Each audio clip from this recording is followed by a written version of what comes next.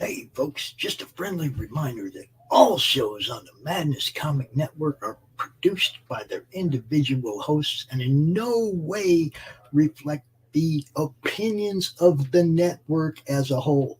The statements in the following broadcast are not necessarily the opinions of the Madness Comic Network, its staff, sponsors, or contributors. This show is rated TVMA, as are all of them and all those other letters. Viewer discretion is highly advised, and, just do what Doc says. Read that again. Peace, everybody.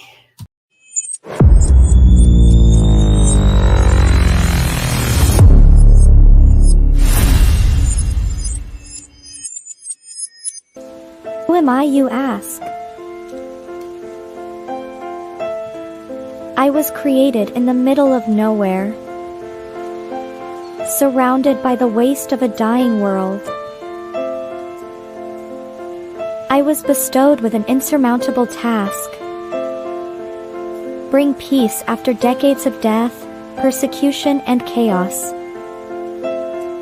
I am a grandchild of war, destined to help two camps which hate has fueled for far too long.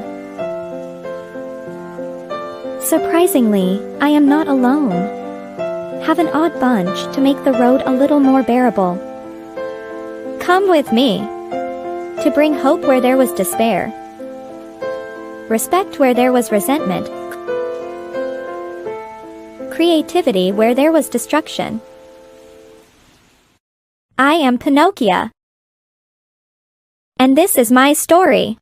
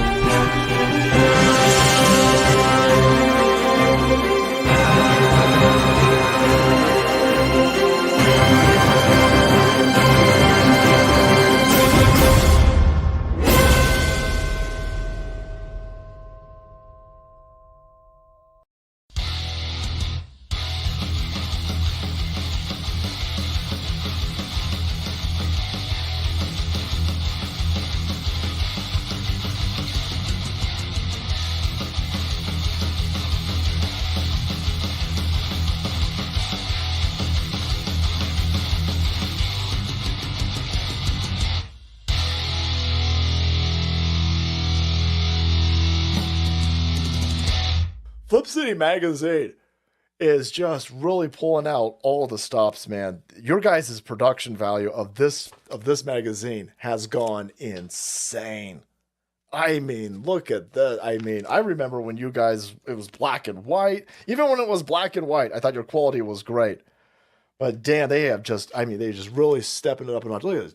James Corbett, boys. James Corbett. Genuinely cutting. But also funny, and obviously just chaotic and very fun. I love Flip City. It has brought new types of badassery and integrity to the print medium.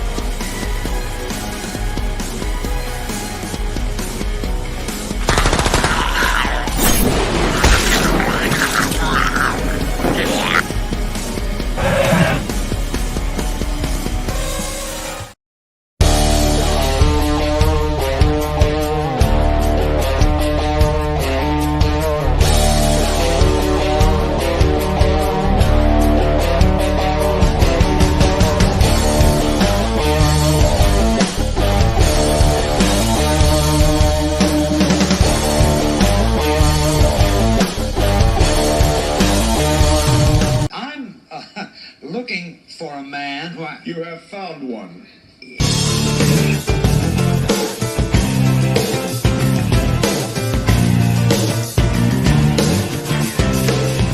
Won't you get in trouble if the boss shows up? Oh no, is the boss here? Hey, wait, I'm the boss. And I am here. What's up, everybody? Welcome to the 200 and however many, who cares? Whatever. A lot of them. Madness. Monday Madness. We are back. We are here again. I am here as always. Well, almost always with my compadre, with that dude. So just sit right down, relax, open your ears real wide and say, give it to me straight, doctor, I can take it.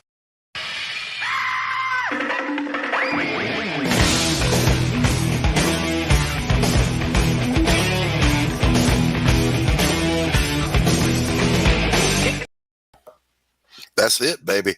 What's going on? See, give it to me straight, doctor. I can take it. I wanted to catch you in the head bop right there. See, I waited until you started. Headbanging is involuntary. When there's good rock, you can't even help it. This is a factual statement. Doc, we got a good show. We got a very interesting show. We have a long-time member of the Madness and you know, somebody that I've been promoting for 5 years now, and we have somebody that we just freaking met a couple of days ago that was like, Madness, a Madness virgin. It's trippy, man. It's like sometimes people hit me up and they're like, man, can I come on your show? And other times it's like I'm out there going, hey, I ain't got no gas. I don't know what it is. It do be like that sometimes. We always have openings, though. If you have a project, a YouTube channel, anything you want to promote, the Madness always has openings somewhere. Yeah, come on down. You know, come on in, the water's fine. Yeah, and tonight, like I said, we have a longtime friend of the Madness. Mate, geez, man, we were just a wimpy little Facebook group when I met this dude. What is up? Sam, Quentin, what's happening? What's up, gentlemen? How you doing today? All right, my brother. Good to see you. It's been a long time, dude. Look, yeah, a lot of people haven't seen me much lately. I had COVID in July, and I just got over the flu from last week's. He wasn't gray when I met him, yo. No. Look at that now, right? Sam, I had hair when I met Pops. I'm telling you, comics will ruin you. You know? You see what happens to us. I know. Time marches on, you know, but you know, hey, getting old beats the alternative. It does indeed. I'm going to have to give you that one. You bet. Yep. Look, I'm about to be 61. Okay, like a few days away. Mm-hmm. And, holy crap! If I still don't feel like I could go out there and do whatever I want to do. Not this guy. Couple weeks ago, the grandkid, the 12-year-old one, the football player, the baseball player, right? Mm-hmm. I can run faster than you, Grandpa. Not yet, boy. You can. And I proceeded. Yeah. I, on the other hand, if I were to run to my car, you'd have to call 911 when I got there. Yeah. Just saying. Look, I took off so fast that he gave up. Dude, he was just like, nah. You know? Running from the cops teaches you things, doesn't it?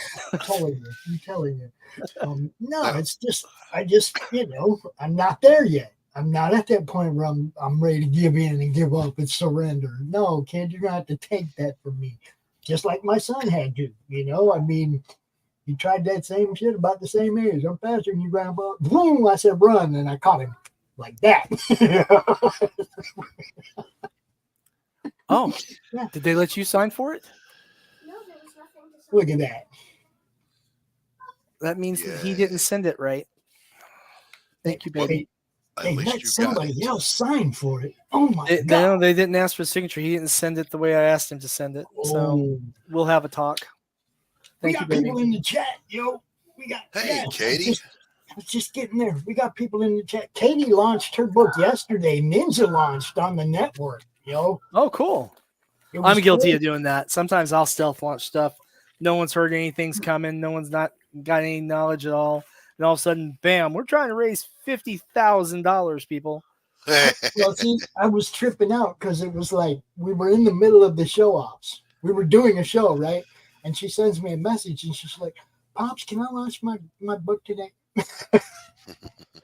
So you guys are actually seeing this as soon as I do. Nice. Hold on. We got a thing for that. We do got a thing for that. I was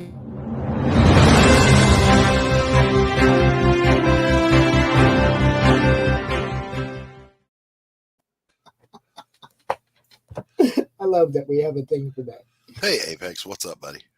What's up, guys? All right. So for those of you who are wondering what the hell I'm doing, literally when we started, my daughter just walked up here and said, hey, this came here. This was supposed to be registered, and it was not sent registered. So hopefully it's not destroyed because these are original pages. So we will see.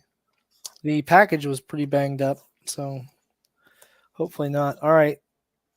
Everything looks good so far. Here we go. All right, so that's cool. First things first, I got a gift from the artist. I had made a comment that I liked what he did with this, and so apparently he took that to heart. Damian Torres, ladies and gentlemen. Wow. Ooh, that's very So nice. yep. So Wait. Damian. Hold that back up. Oh. All right. Damian has a real fondness for Wonder Woman. I'm hoping he gets the book one day. So what we've got here are original art pages. Everything looks fine. The black and white inked originals. Beautiful. Very nice. Now this next one, if you're under the age of 18, Avert your eyes. because this is the original art page for the Tibby and her time traveling psychedelic mushrooms issue 2 cover art. This is the not safe for work version. Okay. So we have 2 different covers. So Doc really, really, really loves Tibby. I just want you to know that. Okay. What's that? I think really, really, really, really loves Tibby. the Tibby that you have as the poster above your right shoulder, to me, was the best cover I have seen in indie comics in years. That one right there. Now, that having been said, we'll take and show you something. Stay with me for a minute because I got to dig it up, okay? The file. Right. I'm going to show you guys the covers that we've got for issue 2. Now, I showed this to one gentleman I know. I'm not sure if he wants his name named right now, but he said if we get issue 2 out this year, he's going to nominate us for an Eisner for one of these covers, and I'll let you guys guess which one. So, and I'm all about that. I don't have an Eisner. Yeah, the Tibby running, that's Eisner worthy. So this one, guys, I think you're going to one first, right? Okay, so this, gentlemen, is the main cover art for Tibby and her time traveling psychedelic mushrooms, issue 2. Is that not gorgeous? Beautiful. It's Woodstock, baby. It is Woodstock. Yeah, we're going to Woodstock for that. Beautiful. Now, dude, come on. Now, you got to give me a little bit of props for knowing what that was immediately. Come on. I know, right? Very definitely not Jimi Hendrix on stage in the back, not playing the Star Spangled Banner on his guitar. Yeah, but that's really small. I could barely see that. I'm just talking about the way the stage looked. Yep. Stages don't look like that nowadays. No, we actually use everything everywhere back then. Yeah, we actually use reference for the photos from Woodstock. Right? Beautiful. Beautiful. Now, gentlemen. Rocky likes it too. Tipping her time traveling psychedelic mushrooms. The wet t-shirt NSFW cover. Censored for the audience on this one. Yeah. But I gotta ask you guys, is that not just absolutely gorgeous artwork. It is indeed, sir. I like it, but I'm still gonna say the bubbles. I still like the bubbles. No, the bubbles were cool. Don't get me wrong. But I like the wood. Now I like the Woodstock one the best because, like I said, I fell right into that cover. I know right where I'm at. I fell right in there. We actually have art prints of both. We have art prints of this one coming. They should be here Thursday, and we have art prints of the cover for the main cover, both in regular and in holochrome. God damn it. Beautiful. Isn't that fantastic? It's beautiful. Yeah. So we got those holochromes done by the guys at Comics Wellspring. It took a good little while because, as you know, they were in the process of changing some stuff around. But and in September, Tibi issue 1 hits the direct market. Orders were done through July. It'll be on shelves September 24th, I believe. Nice. And we got 2 different cover options. They got the main cover, which good thing I got my art prints pulled out. Yeah. Because we do a different cover than what we do for the crowdfunding, right? Hold on here. Let's get you embiggenated. And so if you like the bubbles, Pops, there you go. Beautiful work. Beautiful. Damian Torres, man, he's absolutely fantastic. Yeah, he is. But and then we have a foil variant. The guys at Antarctic Press took the original cover, line art, no colors, and had it done as a foil variant. Okay. So it's we put those out there. We have our initial sales numbers in. We won't have reorder information obviously until November or so. Right. But didn't do too bad.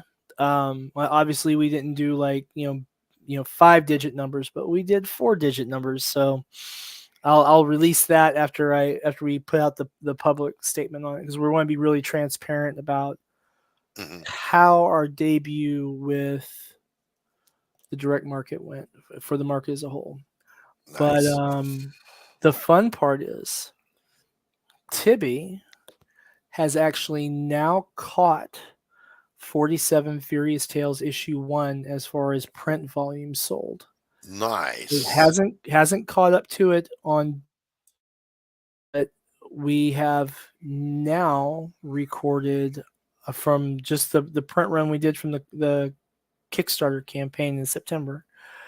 We've sold 3,100 and a couple of more in Very print. Cool. That doesn't count the direct market sales. So that's awesome. Good numbers. Good solid numbers. That's a lot of work, but a lot of that came out of course, our shipping directly to our supporting stores. That was about 700 and something of those. Right. Because we had a couple of stores that ordered an absolute ton of them. And then we had the crowdfunding campaign, which was another 300 or so between the different crowdfunding campaigns. And then just at New York Comic Con, I was sitting and talking with Damian and Nick and Bryan, and then we kind of figured out about how many we moved specifically there, because I brought boxes and boxes of boxes right. and boxes and boxes. And we figured we probably sold somewhere between 800 and 900 copies just of Tibi at New York Comic Con last year. So it was a busy time. But and then all the other appearances we've done, all the other cons and stuff, it's been pretty damn busy. That's for sure. If you guys aren't familiar with this dude actually puts in the work. He has put in the work since the day I met him, since before I met him, obviously. I've known him for quite a while, but he has a work ethic around getting his books out there and getting them seen that's unparalleled with anybody else out here in the indie game. Okay? Yeah, you could have a big channel and blow up like that, whatever. This dude, ground floor from the roots, has built what he's done. This guy cold calls. off comic shops. Yep. 5 every day. Every working day, every business day. Wow. Can I get my book in your store? Mm-hmm. Can I send you a book? Can I send you something to convince you that my stuff's good enough to be on your shelf? Well, that's how we got into the collective. Remember, the collective is huge. It's been a long time of you doing that. Yeah. How many years now have you been doing that? 5 days a week, 5 years. That's 25 comic stores a week, 52 weeks a year for 5 years. People. And you hear no a lot. Rejection is normal, yo. We at our highest point, we had 38 different stores we were directly shipping to, and we're down to 32 now due to store closures, which is just the last 18 months have been really hard on store closures.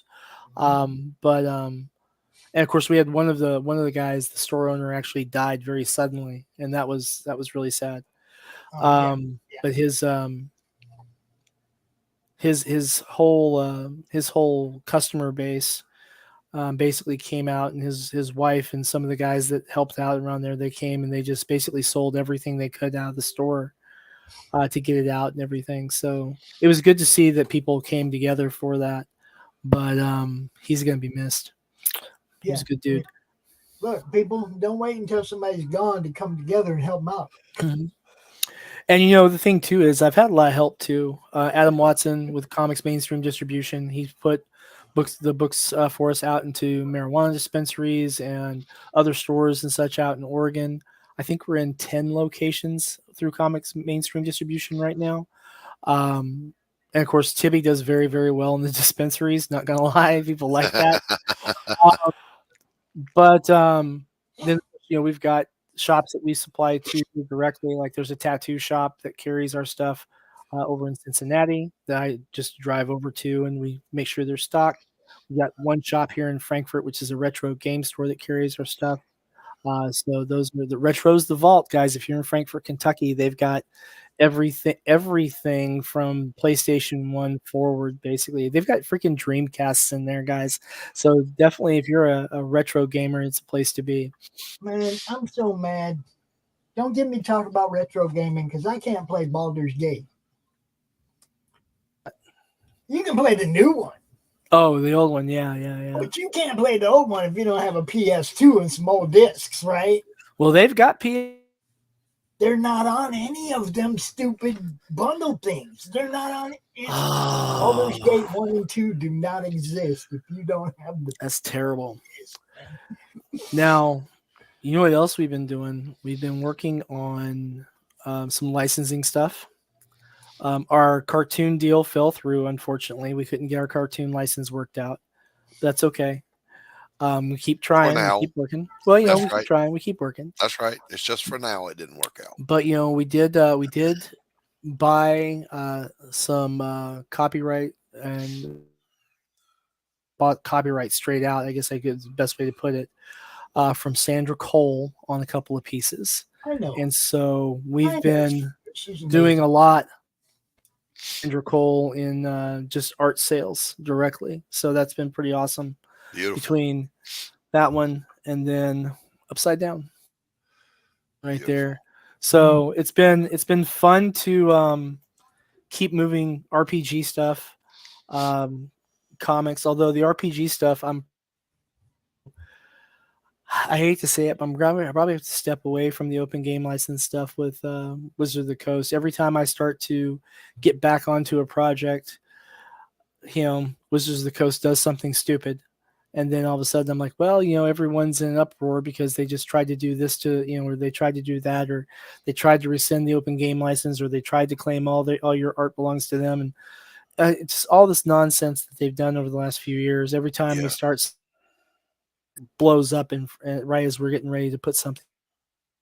So I'm probably going to focus more on our own RPG going forward, although I'd like to get out Tarot Adventures Book 4 before we hang our hat on it. We love the RPGs around here. Yeah. Doc is actually working on Chris's board game, his tabletop game. For, Cool. His noir game. Mm-hmm. But Chris has a RPG for the Slaughterville comics. Yeah. He has a tabletop game. He's got an RPG with 3 extra game books along with the core rule book. You know, he's putting it out. Now you have one too. I have one in development. Yeah. Yes. And it's kind of neat. It's the Modern Action Resolution System, which is the Mars system. It's derived from the Action Resolution System that was created by Steve Talislana and Atlantis and a few other systems he used it for back in the late 80s. Just absolutely fantastically easy to use. If you can add and subtract and roll a dice, then you're going to be golden. Our title is 8 Lands of Adventure, which has 7 different campaign settings in it, and then the 8th setting is whatever you put together to play. So that's your 8th land. The 8th land is yours. The language for the license and permissions and such, so that people can do some things with it without having any future generation come back and bite them. Want to make sure that people can stream their live play sessions or record or whatever, and after I'm gone, won't have to worry about kids sell the company, won't have to worry about some future owner trying to screw them. You know what I'm saying? Yeah. So I want to make sure that we're looking out for worst case scenarios in the future, which is anymore. But after so much of the stuff that's come out over the last 3 or 4 years between different game companies, I think it's just the right thing to do. So it adds more work. It makes things a little more difficult. But if you're afraid of difficult work or doing hard work, then you don't belong in RPGs or comics, because God, that's freaking hard. So that's a fact. Because look, just the promotional part of comics is nerve-wracking. No doubt. Yeah, we've had some people who've come to me, particularly over the last couple of years. We've seen more and more of it, who are looking to which is how we started producing Necroholic by Bryan Lee, who's a dear friend of mine. I've known him for 25 years, something like that. And so Necroholic's been an absolute joy to put out. Every single one. All right. Sorry, Pops, I saw your message pop up. But then, there's also so much going on with conventions and getting in with those. We have a little small con that I'm hoping to finalize my table tomorrow. It's a little one-day event, like 6 hours long, in E-Town, Kentucky.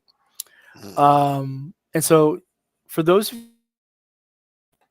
interested in doing conventions, but you're worried about, I don't want to, spend like $2,000 doing the Cincinnati one, or the one in San Andreas, or in Jacksonville, or whatever the thing is. Look for your local cons and look for your library shows, because I'll tell you, the weird thing is that some of those small regional shows have been some of my, when you break it down by hours, have been some of the best shows I've had. My daughter, who has just turned 10, yay Willow, she comes with me to a lot of the little shows. This year was the first time she worked with me during the Lexington Toy and Comic Festival back in, I think it was March. And the thing about like the little shows like E-Town is she can come in a big room, she can walk around and check things out. She's big enough to walk the floor herself at that point. And she can work the table with me very easily, and it's nice and comfortable. But the thing too is that people are coming there and they're really excited because it's a nice local event.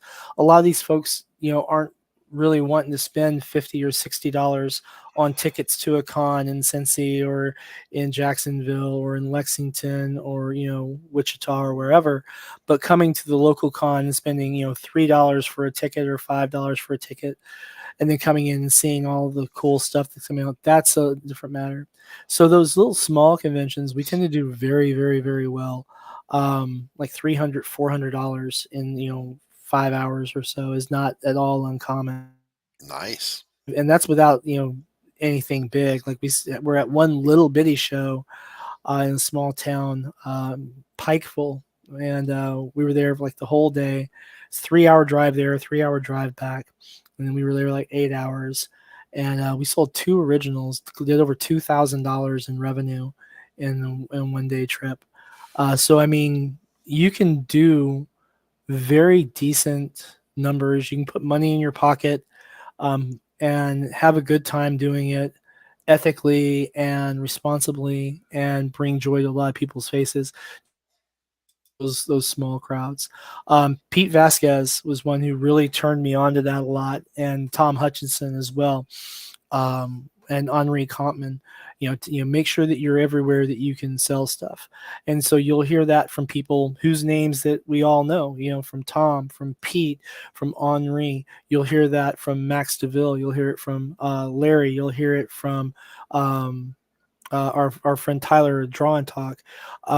You'll hear it from Randy, all from JD Calderon. These little small events that you can get into, they can make a huge stuff. Yeah, Billy Power Max, what's up, brother? Yeah, so I mean, if you can do like small shows, plus let's face it, some of us have issues with crowds, whether it's from your PTSD or just agoraphobia or whatever. Those smaller shows can be much more comfortable. And the big shows, Sam, they smell like foot and ass. There's actually, I went to one show, and they have a policy that if you stink at the door, they don't let you in. Yeah, well, that's a good thing. Which I thought was absolutely fantastic. Yeah. Now, I'll say this, though. I do agree with you. I like small shows. It's not as stressful. It's just laid back. It's relaxing. That over-the-top energy that it takes to be at the bigger cons, I don't got that no more. Did Pops freeze? No, he's got a barking dog upstairs. Gotcha. The puppy's going in the kennel. I gotcha. Why? Were you bored talking to me, Sam? No, I just realized I hadn't seen him move in forever. I'm like, I don't think he's dead, but No, I got caught looking at something stupid. Somebody complaining about one of the printing companies, and it's like, then you got the people that like them, and they're going, no, I never had that issue. Did you actually try contacting me? And they're all arguing back and forth, and it's like, cool. So let's talk about printing then. Okay. It's like, come on, people, get a proof copy. So the first thing, look at it and then approve it or not. Get another proof copy, look at it, approve it or not. Also know this. It doesn't matter what issue you post, people are going to fight. True. Very true. I just don't engage in it.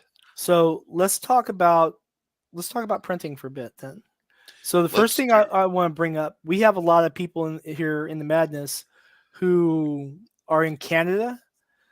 Guys, if you're in Canada, then one of the things I've been seeing is that you'll have trouble when you get your printing done in the United States. So I'm going to recommend to you Avenue 4 or Mix'em. Now, Avenue 4 is based entirely in Canada. They do a lot of printing for some major companies here in the United States, and then they ship them across the border. Everything's AJ squared away.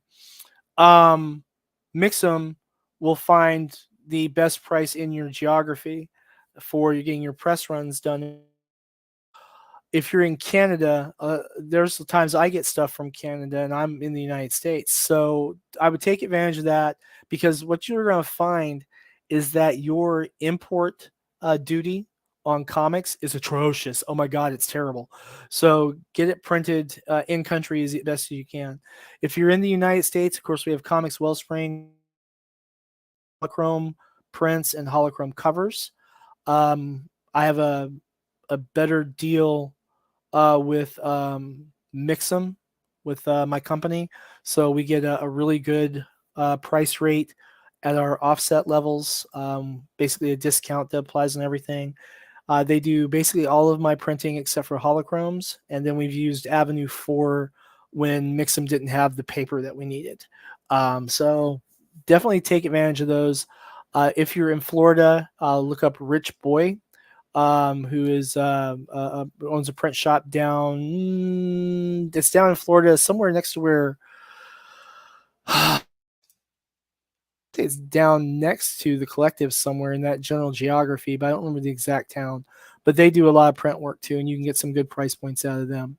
So if you're listening to this and you're wanting to do some printing, guys, mix them. I always recommend, if you've got your company formed, your EIN number, talk to the Mix'em guys about setting up your company discount. If you're West Coast, heroes and villains. Yes. That's my very much so. We used Mix'em for my first book, and I was blown away by the quality. Yeah. It was really high quality work. Yeah, they've printed every for Necroholic issue 1, which we did Avenue 4 because Mix'em it was during the paper shortage days. And so Mix'em literally didn't have enough paper to print the press run we needed. So we thanks for pulling this up, Pops. So crowdfunding and stores and stuff like that, right? So for those of you who don't know, we do a lot of stuff crowdfunding through Kickstarter, Crowdfunder, Fund My Comic. We have done a couple on Indiegogo, probably not going back, just because of the way their search utilities don't work, it seems.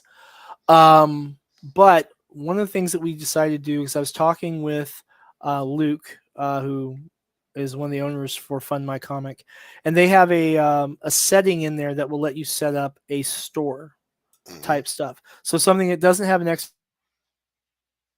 we just pulled off some merchandise off this because we're going to be updating it because postage rates are going up in a few weeks. But these rates on here are all good through the first week of September. But what we've done here is we've actually priced stuff like we price them at our convention appearances.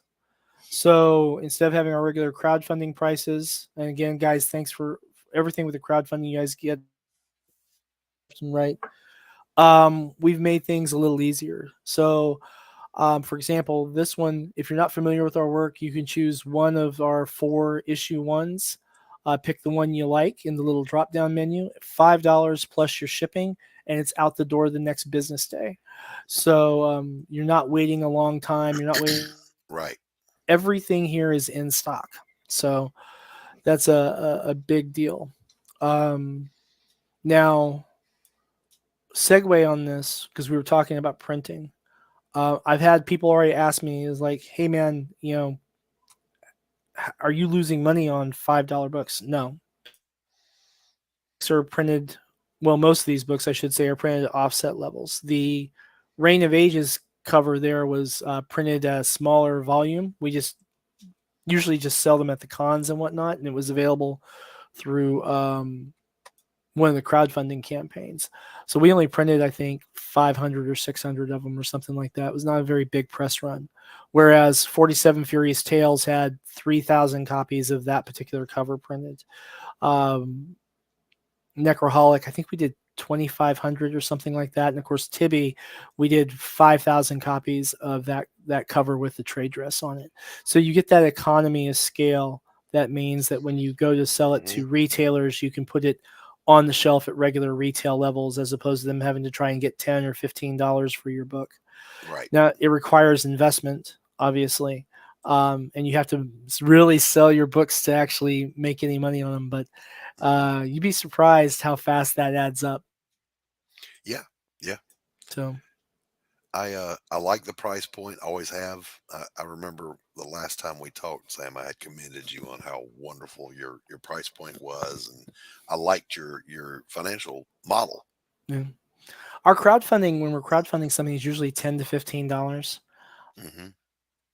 We do have a project we're working on that's a licensed project. We're not ready to announce yet. It'll probably launch in early 2025, probably the first quarter, for an intellectual property that has been around since the 80s.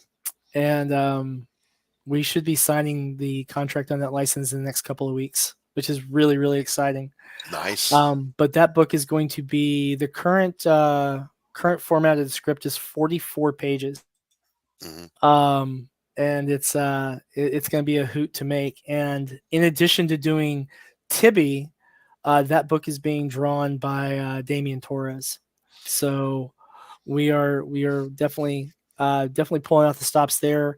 The interior colorist for Tibi is Dakota Erhan, and the colorist lined up for the licensed product is Nick Capone, who trained Dakota Erhan. So If it ain't broke, don't fix it. yeah, so familiar names around the Sinopa stuff. I love it. But yeah, and this is, if you keep scrolling down, you'll see that we kind of keep the whole theme. You're going to freak though, Doc, when you see what our art prints are priced at. Because if anyone who's gotten these, especially like Pops, you've had some of our art print things, high grade paper, great finishes, beautiful stuff. And so yeah, you can get the Tibi holochrome, the regular Tibi stuff.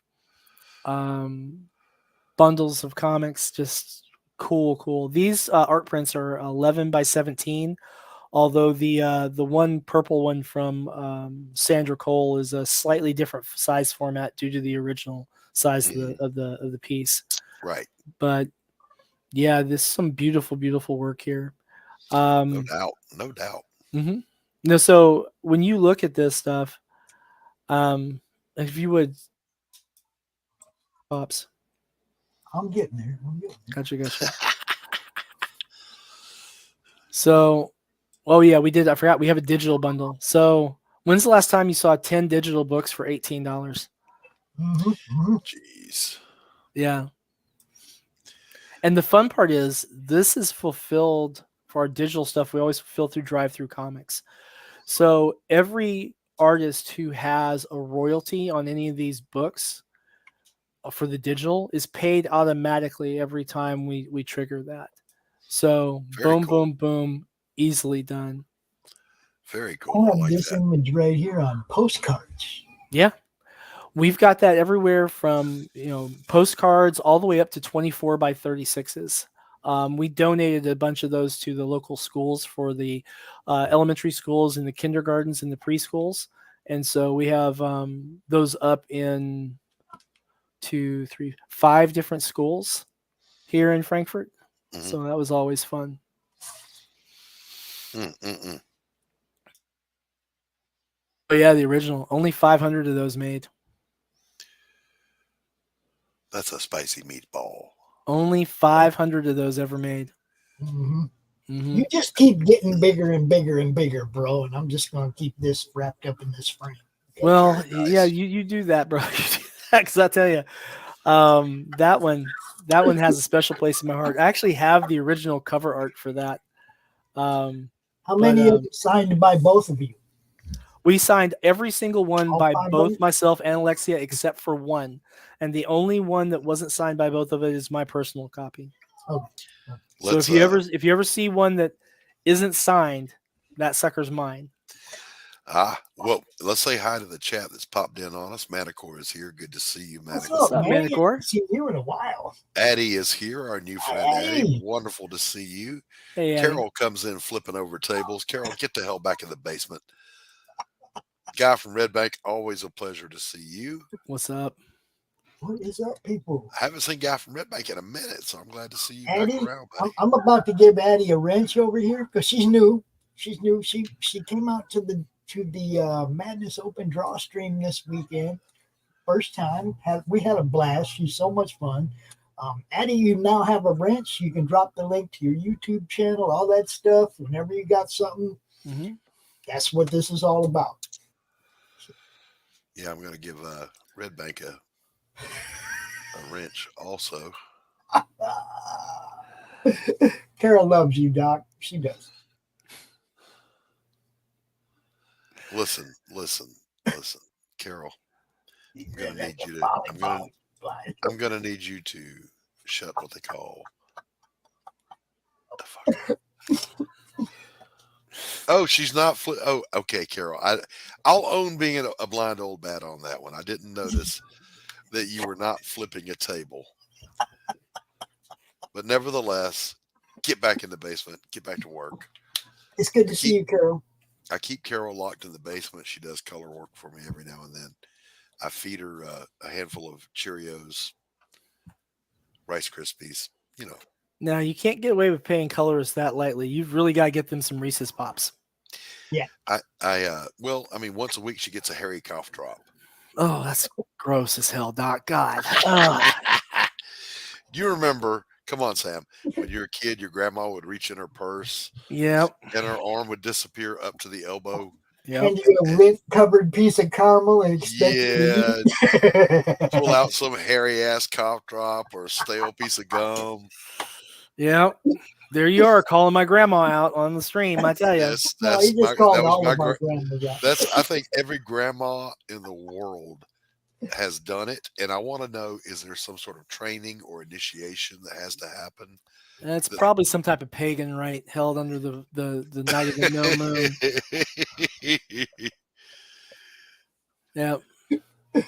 Redback, you've got a wrench on my channel now. Hey, Bug. You want to come say hi? So, everyone, this is one of the future owners of Sinopa. Yes. This is Hi, Little Willow. Willow. Willow, say hi. You want to say hi? Hi. I have not seen Willow in a long time. How you doing? You're growing up, little girl. Yep, she's getting bigger. Hi, Willow. You excited about going to the con this weekend? What are you looking forward to most? Selling the products. Selling the products. Okay, That's my yes! girl. That's my girl. Yes. All right, I'm gonna get back to the stream. We're gonna sell a lot of products and become rich. We're gonna become rich. I don't think we're gonna become rich, but we're gonna have some money. Okay. Someday. So I make you a deal, and I'll say this for everyone: we sell at least $300. We'll buy you another big steak like we did the last time. Okay. Yes. $300. Yeah. She wants that money. What's that? May I go get my drawings so I can show them? If you want, yeah.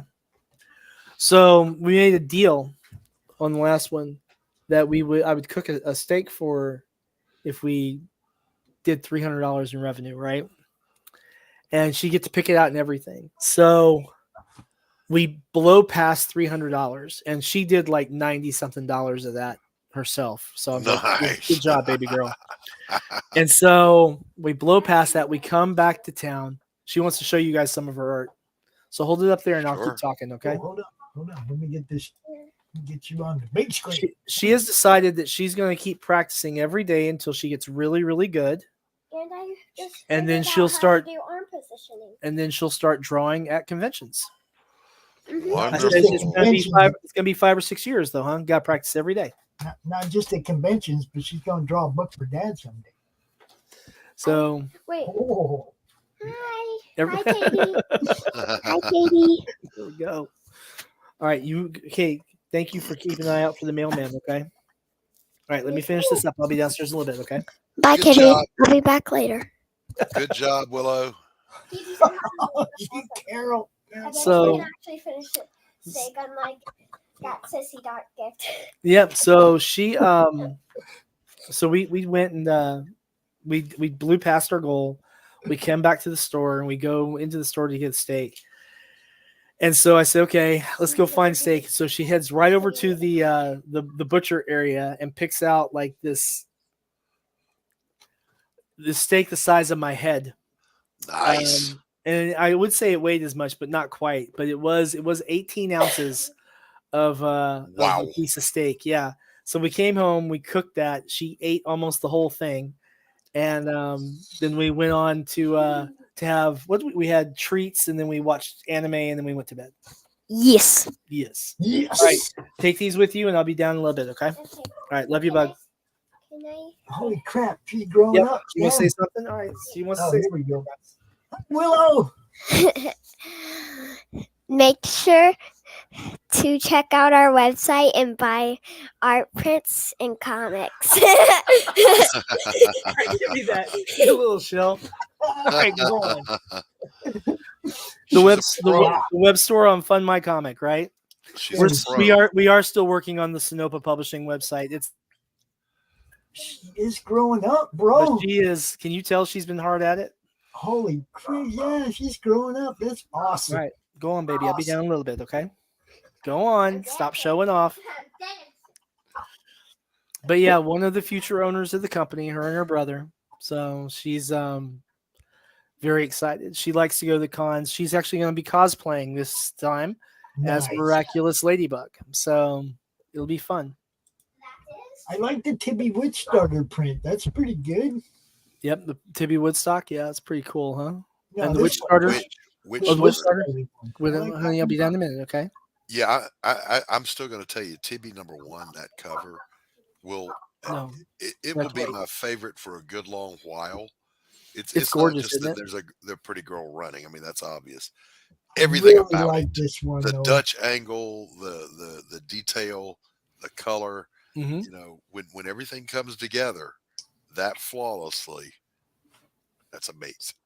I'll tell you, if you've got the budget, Damian Torres for covers, man, he's fantastic.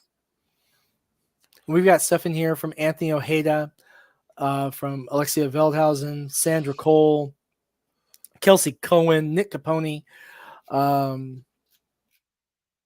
Yeah, just all kinds of cool stuff. Beautiful stuff.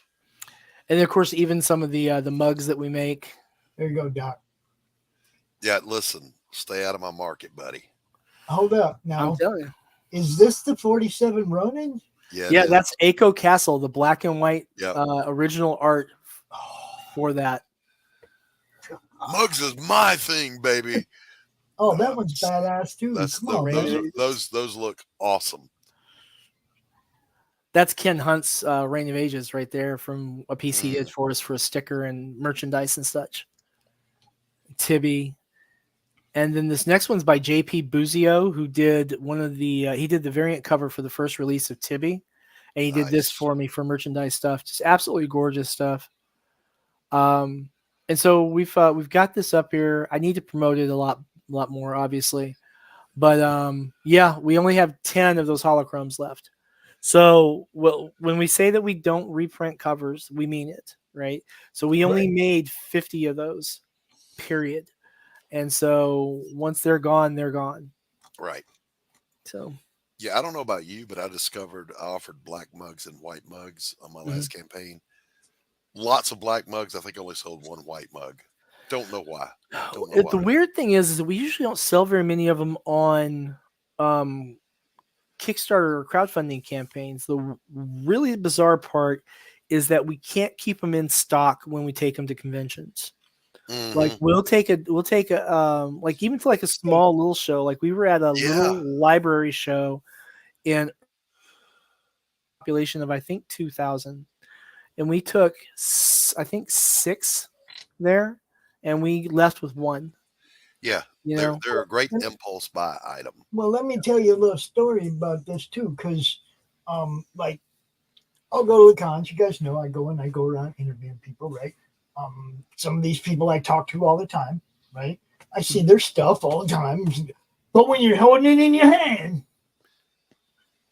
when you actually see the quality of it right here in your hand, it's not online. It's not a whole different animal. It's a whole different thing, man. Because I got to step away for just a second, Pops and Sam. I'll be right back. No, it's okay. I just got a Facebook message. I'm going to respond here too because I guess they didn't want to post it in the chat. So how we ship those art prints, because that's the question. Okay. We have these stay flat photo mailers that we use. And then we have reinforced boards for them, the little cardboard ones. All of our art prints shipped, bagged, and boarded, packaged in these really nicely. And these are really pretty strong, pretty tough. They handle it really well. And then, yeah. It's a nice, easy way to. We had been using really large boxes, and I really loved those. But then the USPS discontinued their board game boxes, which is what we would package them in to reinforce it.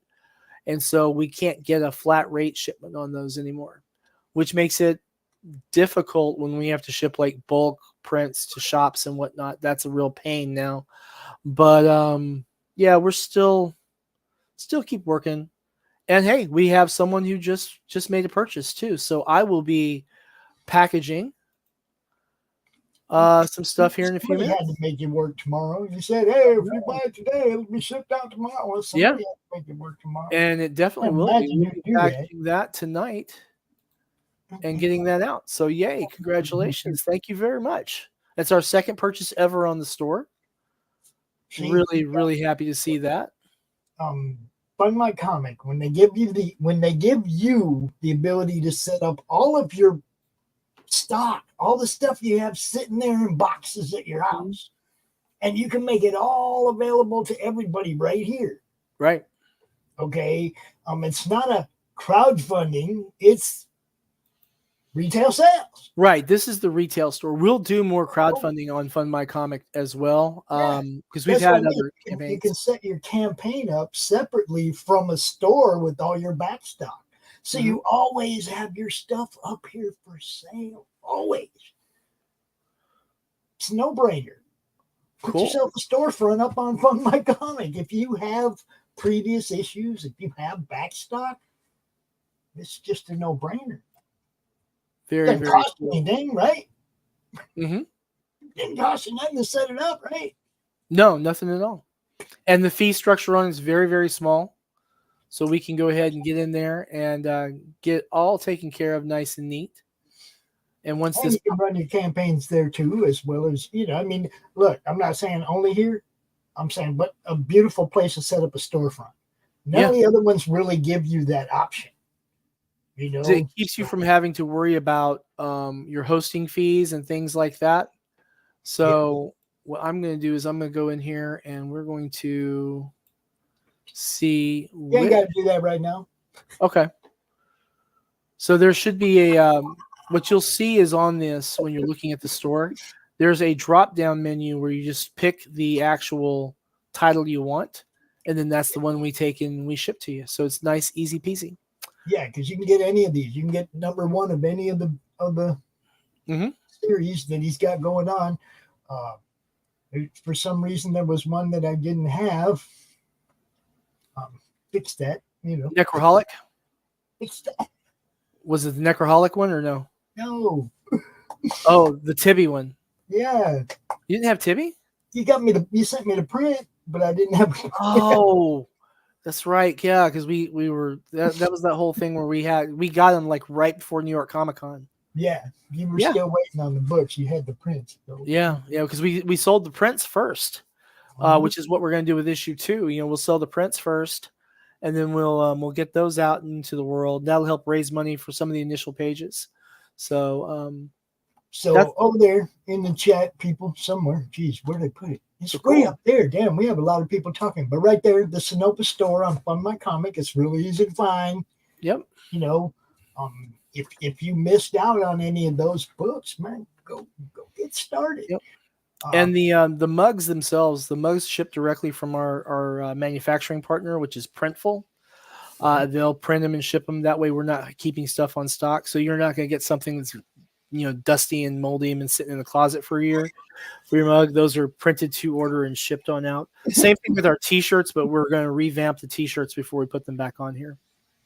All right. And as always, I like to introduce people to each other. I don't know if you know our next guest or not. Let's see. I didn't know him until just a couple of days ago. Okay. Mm-hmm. This is one of those, somebody I've known forever and somebody I just met shows. Mr. Bryan Lee-Fraze. What's going on? Hello. Bryan, what's up, man? Fraze or Fraze? Fraze. Fraze, okay. Yeah. Mr. Fraze, how you doing? Welcome to the madness. How's it going, man? Thank you. It's What's going up, good. Hi. What's up? Nice to meet you. Nice to meet you. Hey, Bryan, I was taking a little sneaky peek at your campaign. Okay. And I like what I see. Yeah, we're gonna get into that for real. Sam, as always, you're more than welcome to hang out. But before you go, if you're leaving, you know the drill. You got to tell everybody where you're at, where they can find you. And the final question, as always, if there was anything we didn't cover, man, now's your spot. The podium is yours. Okay. So I am probably going to go after it here in just a moment to go take care of little one because it's time to make dinner. Single dad stuff, yay team. Yeah. So as far as stuff that we didn't cover, guys, one thing I want to tell you, if you can be anything in this world, please choose to be kind. As far as where you can find me, guys, you can find me on Facebook, X/Twitter, Instagram, the freaking other thing they did in addition to Instagram. I forgot what it's called. Rumble, YouTube, all is Sinopa Publishing, Sinopa Publishing, as you see right here in front of me, Hans. But yeah, definitely do ahead and check out the Fund My Comics store and look forward to titles we've got coming. Tibby and Her Time Traveling Psychedelic Mushrooms issue 2, Reign of Ages issue 4. Both of those are coming out this year. 47 Fury Tales issue 4. Alexia is still getting settled in Europe, so we are, that's been seriously delayed. We're going to get that rolling, and once we forward to continuing that one. Necroholic issue 4. Come on with it. This is what happens to you, Brian. You meet me, and 5 years later, you can't remember everything you're doing. Our yet undisclosed licensing project we've got coming out, and then, of course, our first ever all ages superhero book, One in a Million, which we were hoping to release earlier this year. But, like I said, I got COVID earlier, so we're pushing that into 2025 as well. But that is going to be our first ever superhero stuff. So if you like what we do with anthropomorphic fantasy, dark fantasy, psychedelic tropes, and alcoholism, then you're going to absolutely love what we do with your standard superhero fare. Because we've got cool superheroes with interesting power sets and really cool origin stories, and we're introducing what happens when the world suddenly has superpowers, but they're very few and far between. So definitely, I hope you'll look forward to that. And guys, definitely listen to what Mr. Brian here is saying. Brian, it's good to meet you, man. I'm going to go feed my kid. Guys, until next time, have a wonderful one. Peace out, Sam. It's always good to see you, brother. Good to see y'all. That's how we do it. Is he going to find his way out? Yeah, he found it. Yep. And I'm going to move Brian up into the hot seat. Bam. Uh-oh. It's all on you now, brother. This is how it happens. See, we come out. You're new, okay? You came to me the other day. You're like, "Hey, man, can I be on your show?" Yeah, that's what the show's for.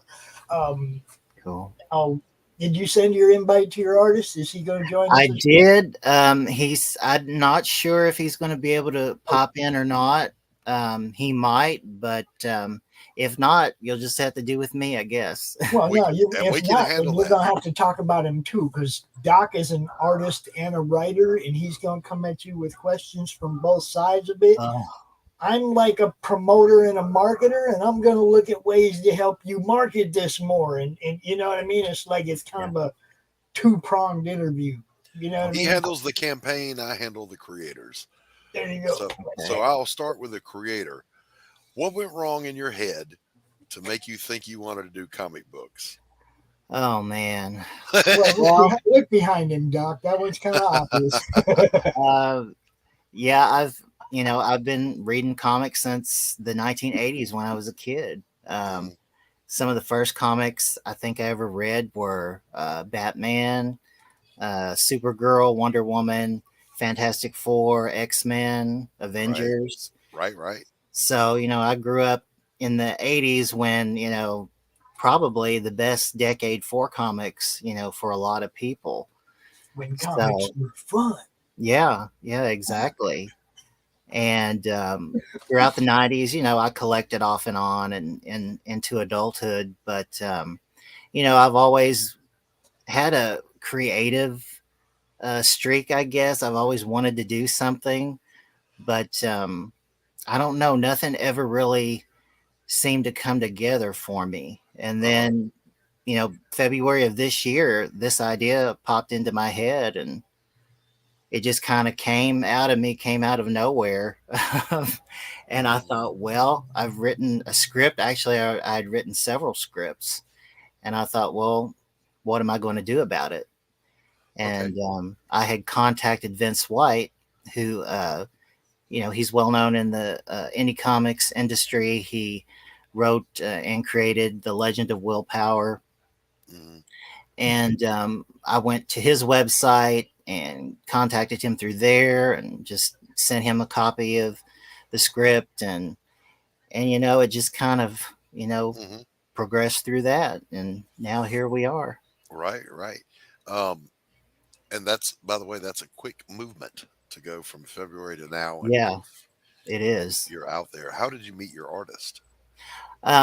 Well, actually, last year I had got it in my head that I wanted to write something. I wanted to write a novel at first, and I thought, I was going to call it Power Flux. It's about a hero whose powers are in flux because of some personal issues.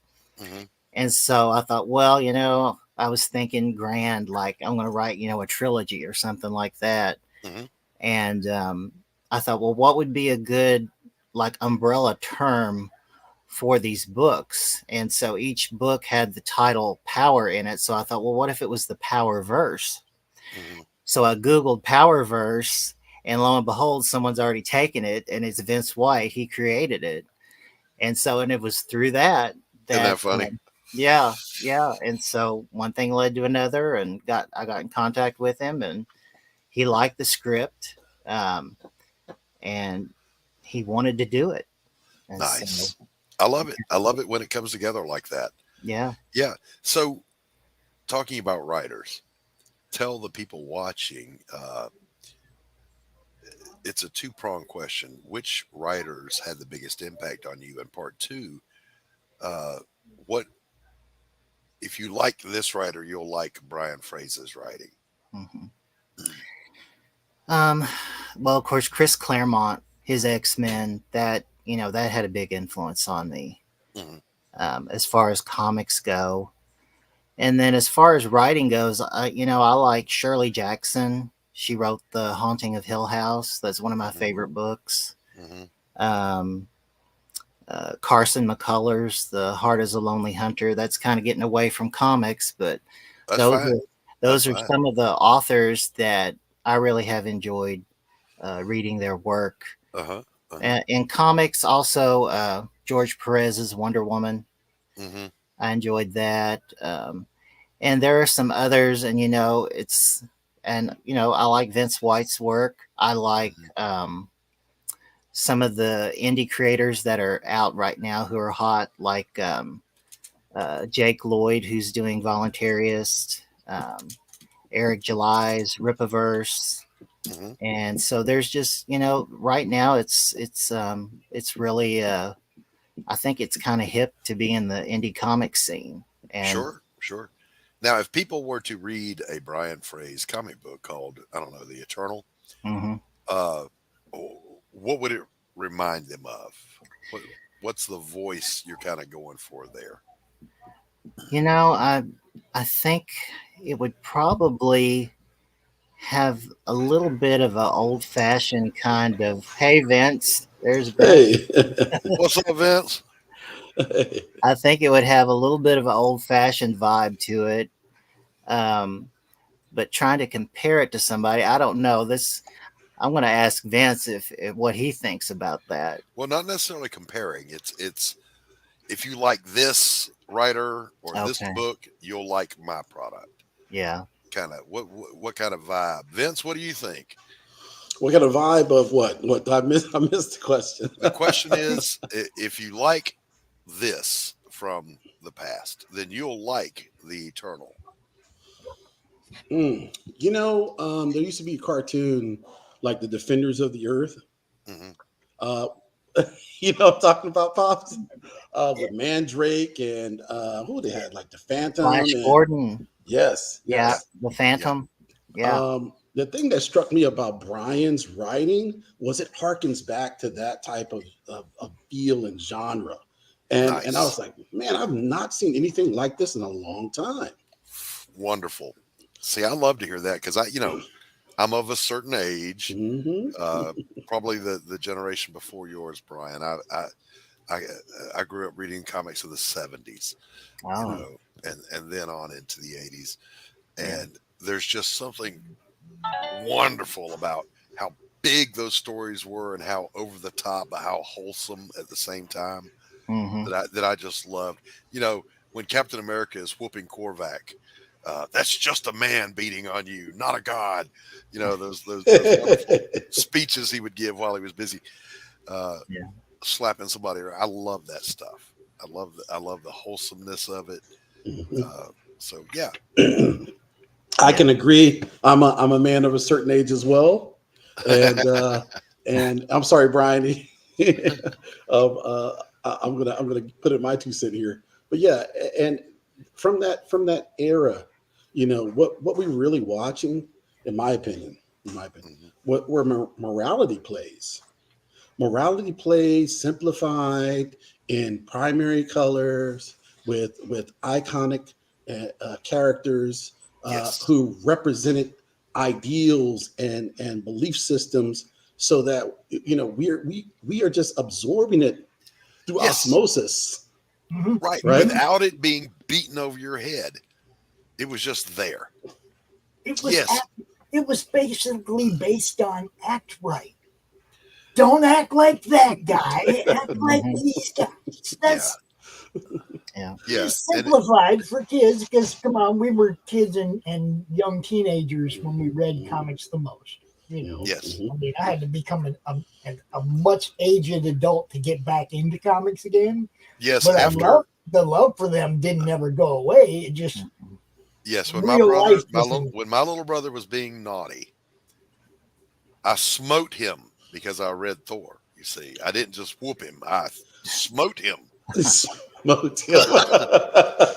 I say thee nay.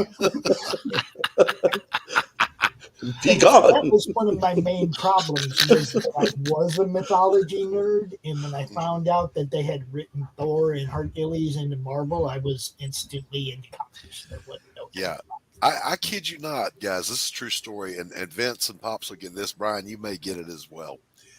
My grandfather was a Southern Baptist preacher.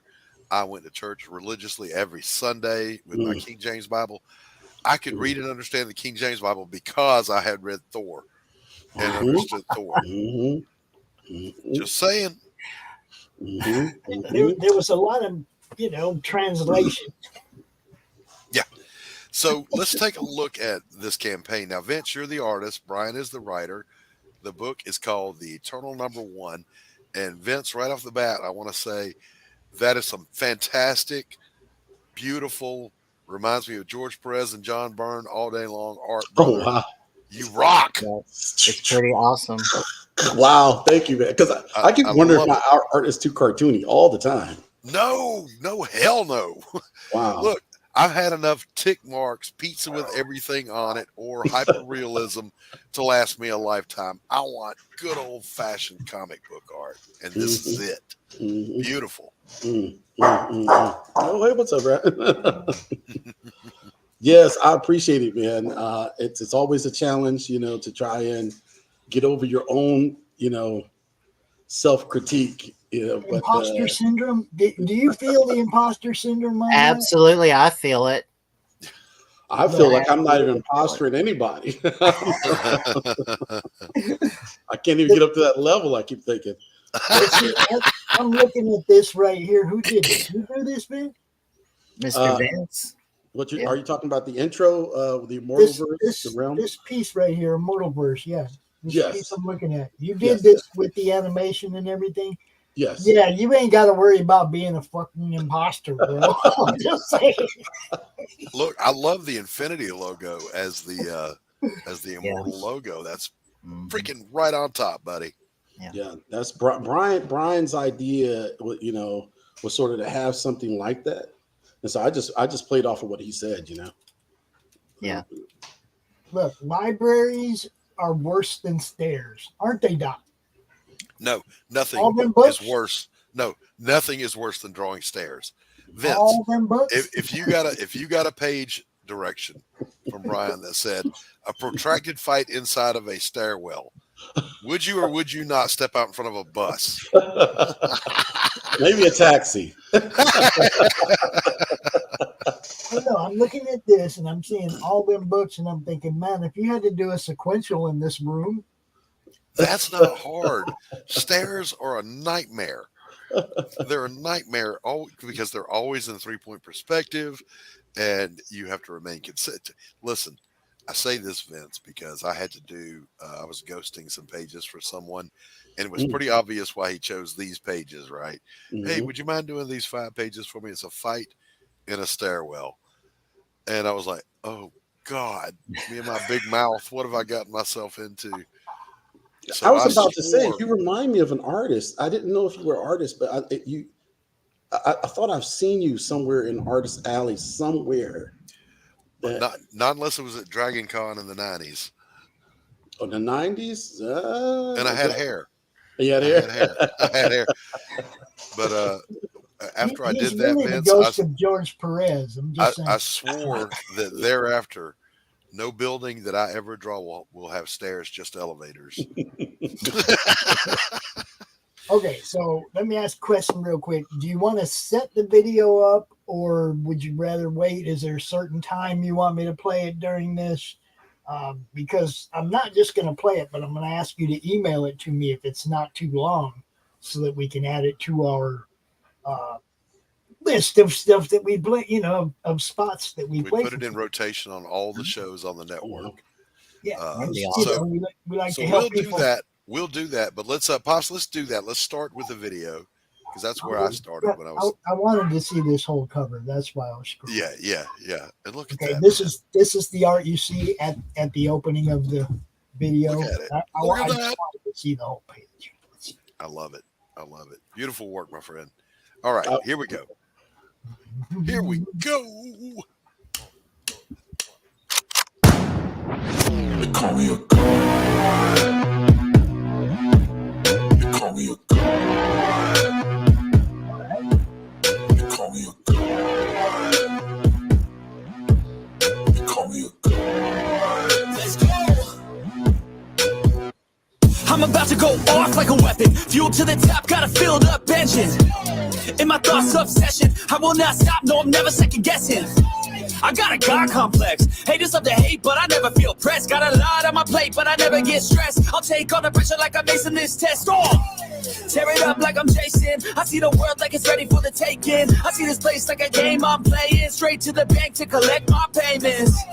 No negotiations, it's my way, I was born impatient. And like a damn Freemason, I'll run this nation. They call me a god. They call me a god. They call me a god. They call me a god. I don't know how to stop. I just go till I drop. Whether it's working or shots, give it all that I got. You can watch me work in my element. Anyone in the way is irrelevant. Wanna cross me, cool, not intelligent. Cause I don't forget shit like an elephant.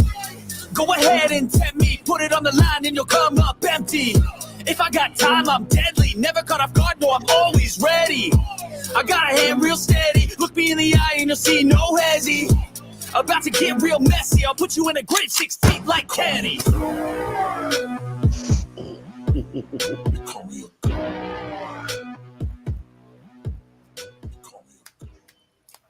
All right. Hold on. Bravo. Look. What's not to love, man? Come on. You're giving us more love than some other reviewers. They got. I like everything I see. Okay, but hold up, you guys. This is the first campaign for Bryan. That's first. Okay, building one of these stupid pages and making everything work. That's hard enough, isn't it, Doc? It is, absolutely. Before we dive too deep into the campaign, though, I want to ask this. So, Bryan, this is your debut. Vince, where would people have seen you before? The Legend of Willpower, which is I started that a while ago, like in 2011. I was a graphic designer, and to be honest, I was getting canned. At least I had the feeling. But so I said, you know what? Let me just go back. I always wanted to draw comics. I did it when I was younger in the 90s, and it just never, it never grew into. Now wait. You were doing comics in the 90s. Yes, that's why I thought I knew you. Was it the small press? No. I was more like a lackey in the studio. Okay, all right. But you know how they told you to draw these pages for you. Yes, that's back when it was assembly line. Yep. Yes. Yeah. I worked at a place called Digital Broom, which was a subsidiary of Wildstorm. Okay. All which right. was a subsidiary of Image Comics. Yep. Is that you right there? Yeah. That's you right there. Willpowercomic.com. Yeah.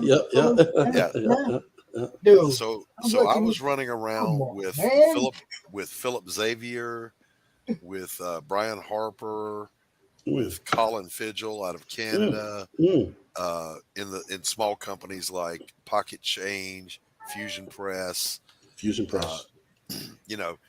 Alpha Strike was one of the books. War Max, because everything had to have war, blood, or death, or whatever in the title back then. I want to look at War Max. And the Assassinate, the Mindstalker. It was fun, but like you, I was like, I've always been a fine artist, and I was also, a counselor, professional. I did comics while I was injured. I was on my back, and I couldn't do anything else. So I thought, well, hell, I can draw, so that's how I did that. And then I got better and left it behind. Then the world ended in 2020, and I came back to comics. So yeah. So yeah. Old school. All right. School, baby.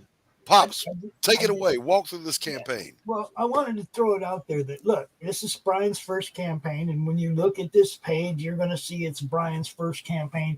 But it ain't his artist's first freaking rodeo, yo. That's right. Will been around for a while. He knows what he's doing. He's not going to leave you hanging. He's going to get the work done. We're going to get this book out. It's not even, it's like a lot of people when they see that first timer, they go, ooh. In a little bit, and some of them will be sitting back and they'll wait till you get over the funding goal. Yep. And then they'll jump in because they know you're going to get funded now, and then, more apt to be able to get the book out. Some people, they send the book out anyway, huh, Doc? They do. Now, I want to ask. Get funded. They still take care of it. Yes. And I wanted to ask this too before I forget. How much of the book is done as we speak? So it's a 24-page book, and I believe we're on page 17 now. All right, so well on its way to being done. Yeah, it's more than half complete. All right, awesome. I told them it should be done before the campaign ends, actually, but Yep. Now, and you're penciling, inking, and is it going to be color, interior, or black and white? Lettering and doing colors too, from what I see there. It's going to be black and white interiors. Okay. Yeah. We're going to go for that kind of classic, I guess, kind of indie look. It's my favorite. All my books are black and white, baby. Really? Okay. Yes, sir. Yeah. We are fans of the line work. I don't mind if you come out later and say, hey, we're going to add this stretch goal. If we get to this amount, we'll give you a color option too. Yeah. But then the fans so far ahead. You see in the future. this is how you have to think, because if it does well, you get to that stretch goal. Now you stretch that goal out far enough so it pays for that. It's not like it's just you're going to give it to people. It's like you make sure any stretch goals pay for what you're offering. Yep. I mean? Hey, Vince and Bryan, real quick, let's talk about this the design of the main character here. Yeah. Tell us what you were drawing inspiration from. First, let me say this. This all comes from Bryan's brain. He brought it to me, and I just fleshed it out. Okay. All right. So you're going to have to ask him. I'm asking both of you. So, Bryan, come on. Talk to me. The person I had in mind when I was envisioning this character was Henry Cavill. The actor who played the most recent actor to play Superman. So that's really what I was thinking along those lines. And I knew I wanted him to have kind of a classic look, but also, be a little bit different, a little bit original too. And so I think Vince has done a really good job. He's done a great job bringing this character to life. I never could have done it because I can't draw. So I mean, that's an immediately iconic look. yeah. I love it. I mean, Thank I you. got Superman out of the face right away, and then I got Yeah. a little bit of Graviton from the Agents of Shield and the costume design. A little, you know what I mean? I see a little bit of this, a little bit of that, and I like it. Yeah, Yeah. little design choices like bare hands instead of gloves, no mask. Mhm. You know, I like Actually, those the mask. decisions. Vince might want to say something about the mask because there was a time when originally I had envisioned him with a mask. Yeah, and so Vince talked me out of it, and he was right. The character did How not am I need a going to mask. make him Henry Cavill if you put a mask over his face? I know that. Hey, you know, I'm a newbie. I'm green, so I had to learn some things. No, Vince- that's part of the Vince is a good process. That's how teacher. it works between a good writer and a good artist. That's when you know you You got a know, good team. I'm really big on you know us being children of that age where we've seen these icons brought to us. And you said something too, man, that is resonating with me. It's the art of subtlety that has been lost. Right. The art of subtlety, because these things were actually teaching us something, but you said they didn't beat us over the head. So what they did instead, they used a lot of iconography, a lot of symbolism. They simplified the characters so well. And with that, I really believe that there's archetypes. Right. There's Exactly. archetypes. I mean, if you're going to play Dungeons and Dragons, which I did when I was a kid. We still do around here, Vince. We do it on the network, bro. I don't. Look, I'm down. I don't. You He don't? does. Okay. I just don't have time in my life. He does draw art. He does do art for games and stuff, though. He's don't let him. We gotta definitely talk, Doc. Right, Vince? But you know, when you played those games, that's when I kind of started to understand. Oh, there's different classes. You know, you got the tank. You've got the you know, the healer, the hero, the paladin. You know, the guy that's just the Boy Scout, basically, right? Yeah. And back in those days when they had team comics like X-Men and X-Force, and you could see who the tank was. Yeah. You can see that's Colossus, a strong guy. You can see the Boy Scout, Cyclops, Captain America. Right. So I was telling him, well, you're trying to do almost like a Superman-like character. But the design doesn't fit the iconography if he has a mask on. Right. Like if Superman, he exudes trust, hope, right? And in order to do that, you kind of want to see the person's face, right? Right. You know? And the bare hands, I have nothing to hide. Not worried about fingerprints. You know, it just and it is subtle that I touch the world. There's not a layer between me and the world. Yeah. Yes. So that's how we got off the mask. But he was also doing something with his symbol. Like Bryan was saying that, this is like a power. He saw it like spinning, something that's spinning forever. How were you trying to say it, Bryan? I was trying to. It was like a ball of lightning or like a plasma ball. That was kind of what I had in mind. Because I knew I wanted him to have some kind of icon, some kind of symbol that referenced lightning, because that's part of his power set. So that was very important. So I started thinking back about the first steam engine, or what you consider a steam engine. It was like a brass ball with two pipes sticking out and it would spin. So I said, well, let's simplify it to that and we can make it look like an E. Yeah. I love it. It really reads easily as that. Excellent composition, design. Okay, so, bravo. Vince, I have to do this because you're an artist. Every Sunday afternoon on the network, we have an open draw street where people like Doc and other really good indie comic artists come out and they just hang out for a couple hours and draw together. You are most welcome to join us, man. Anytime, hit me up. You are invited. You know, invited. Invite accepted. We got to talk more about that after the stream for sure. So I get the particulars. Unfortunately, gentlemen, I'm going to have to bounce. I've got a meeting. I got to go meet my publisher. So it was great meeting you, Bryan. I wish you too, all Doc. the best with your campaign. Thank Vince, great to meet you. We are kindred souls of a certain age. Next time I want to be going to you with that meeting to the publisher. All right, guys. Make sure you tell Anthony not to be scheduling no more meetings during our shows. All right. Later, everybody. Okay, bye. Now then, we get to get down into this down here. The line art, the beautiful art from the interior. Dude, this is what I'm talking about. Okay. I love to see the line work. You know, sometimes the colorist comes in, and I'm not trying to dirt on any colorist because some of you guys are awesome, but sometimes you come in and you kind of wash out the line work with your shading, and you know, it's like you might go a little bit too dark, and now we can't see those lines at all. Yeah. Don't you? Yeah, I was Bryan and I were trying to prepare like a sample to send to people this morning or yesterday. Mm-hmm. Yeah, last night. And so it's just black and white. It's not even completed. Half the pages are lettered, some aren't. And Right. I remember he was a little concerned about the size. Should he print on an 8.5 or 11 or not?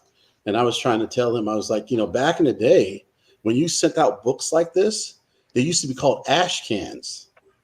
Dude, I was just going there. I didn't know that's where you're going, but I was going to take you there if you weren't. Yes, I love ash cans. And I guess Bryan's a lot younger than me because he's like, what is that? What's that? I said, you young boys don't know. But I would rather look at an ash can more so than the book. Well, see, this is one of the things that I encourage people to do, okay?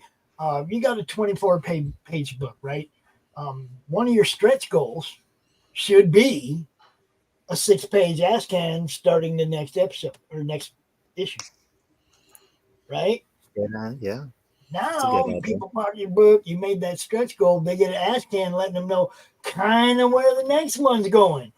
You know, I mean, as long as you're not giving up cliffhanger stuff or whatever, it's a fine line to walk, but you can do an ash can that's just preview art of the next issue, right? It don't even have to have no story. I'm gonna write that down, Pop. Oh yeah, Steal your idea.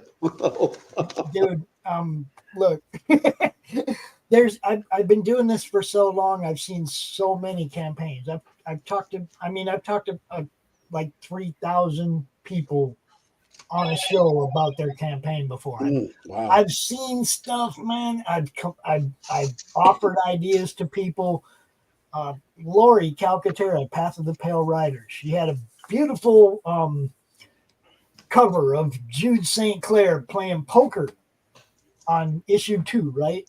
And I was like, now I want a Path of the Pale Rider poker deck. So now it's part of her campaign. She's making a poker deck. Every 50 backers, she adds a new card, and she sends them out with each book, right? And it's like, I got like 6 or 7 cards so far of the deck, and they have her characters featured on the base cards. And so, dude, it's just bad. That's a cool idea. But it was a stupid idea that I just threw out there, and she ran with it.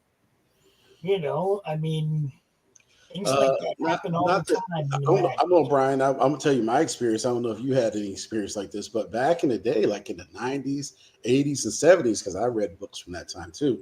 I mean, they would do crazy stuff like that. Yeah. They would like send in so many clippings from the back cover, and you'll get blah blah blah. You know, I mean that's kind of what they did back then. You know. Yes. I have a friend actually that they're doing a book right now, and they, you know, the old what is it, the things that you threw in the water and they grew, can't remember what yeah. the sea monkeys or whatever they were, right? Yeah. One of their ads in their book is a parody of that called Space Monkeys. And they're actually like making, I think, gonna make little 3D, you know, 3D printed little space monkeys and stuff, and make it this part of their camp. It's crazy, dude. but the ideas that people come up with to boost their campaign. Do you do this digitally or originally? Oh, me, the artwork. Yeah. Okay, so now I draw digitally. I'm used to drawing on Bristol board and everything else, but I start seeing these young guys, man, break out with the digital artwork. So okay, them young guys don't got no original art to sell. Another thing for your campaign, okay, don't stop your speed of using digital to keep your interiors going. Do your covers traditionally and add that cover art to your campaign. You write that down. Like for a premium, right? It's cover art. It's Cover a premium, right? And that helps boost your campaign and get you over them funding goals. So you're not worried about whether or not you're going to get funded. You can go right to work on the next book or whatever it is you're going to do, right? We're going to get to know each other, brother. Good idea. I'm gonna help you out any way I can, and I'm gonna direct you to people that can help you even more. You want to hear my only worry about that? What's that? Is as soon as I put it up for sale, the first person that's going to buy it is Bryan. So just draw him something else that's just his, man, and tell him leave that alone. I'll send Bryan an updated page. In like 30 minutes, he'll send me like a poster that he's printed out. I went to Kinko's. I was like, Bryan, come on. Some of it will be good for making prints and stuff too. You see what I'm saying? The digital stuff is all stuff you can just make prints out of like that, no problem. But that original art, dude, you've been around for a while. Your art has some meat to it. Go ahead and make some money off your art, bro. Mm-hmm. I mean, it's all good for the whole program, right? The sooner you get funded, the sooner you get to move on, and promote as opposed to, like, it's hard to go out promoting something while you're waiting for it to fund as opposed to after it's fund, because that smile's way bigger after you get that funding goal. You're like, yeah, man, it's all cake now. We're going, right? Up to that point is a little bit nervous, especially for first timers. Okay. Am I going to get there? What do I got to do to get there? How much, this is what you do. You go out on shows, and I don't just mean my network, even though all of our network shows pretty much have different audiences. So any of them that you can get on is good. Okay. But there are tons of other shows out there. The Madness Comic Network Facebook group, if you look in our Facebook group, you will see all kinds of other people that do comic shows too. It's not just me, right? And I promote all them too, because my job is getting eyes on what people like you do. Okay.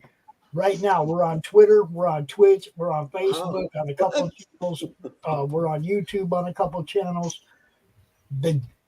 I take what I do seriously. I want to get as many people to see what you're doing as possible. So I get intimidated by the tech. You're old enough to remember this. You remember the Calgon commercial, and they told two friends. Calgon, take me away. They told two friends, and they told two friends, and the screen keeps like blowing up and getting smaller. All the people are getting smaller and smaller because there's more and more. Word of mouth is still the best salesman. The internet is just a tool. It's still word of mouth. You got to go tell people. You got to hit that share button. You got to hit that retweet button. You all got to work together and promote each other. Yeah, I think we're both shy on that, because even Bryan's a little shy on that too. Because I'm like, Bryan, aren't you promoting it? He's like, no, I thought you were promoting it. I don't know. Hey, he came to me and said, can I be on the show? That's a good sign. Okay. I'm doing something, That's a good sign. But do it all over the place, man. Just go look on YouTube. I'm subscribed to like 500 different comic YouTube channels. There's a lot of people out there talking about comics, and a lot of them will talk about yours. They don't mind. That's what they do, just like me. Content is king. There's so many, I can't even think of any right now, but there's a lot. Trust me. Content is king. Yeah, that's good. The Twitch stuff, I mean, I get perplexed by that. I'm like, how can I do that? I don't know. I just throw stuff over there. I don't pay no attention to it at all because I don't get much out of it. But like right now on Twitter, on the Critical Blast Twitter page, there's 20 people watching. You know, so it's like we just try to get out in as many places as we can.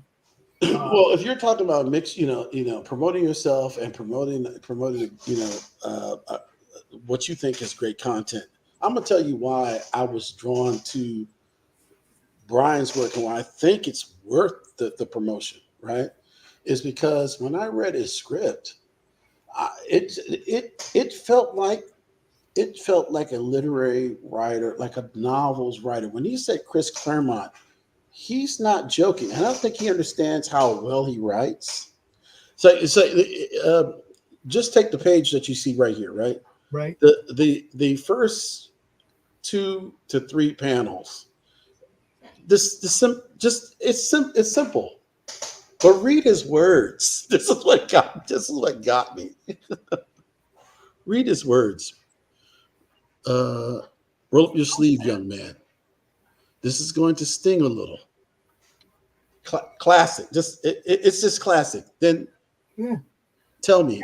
He says, wait, tell him. I can't even. The man's out my old man's eyes. Bryan, can you see better, Doc?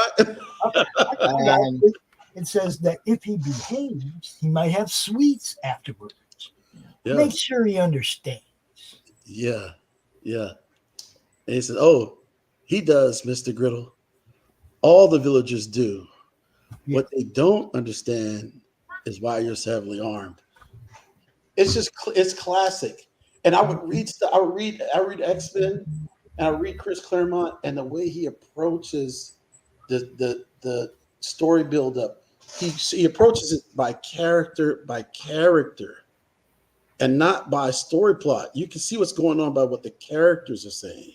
Yeah, it's so clean and crisp, and I hadn't seen anything like that. Just as much as he's unsure about his writing, and I'm unsure about my art, I think we formed I love that black and white.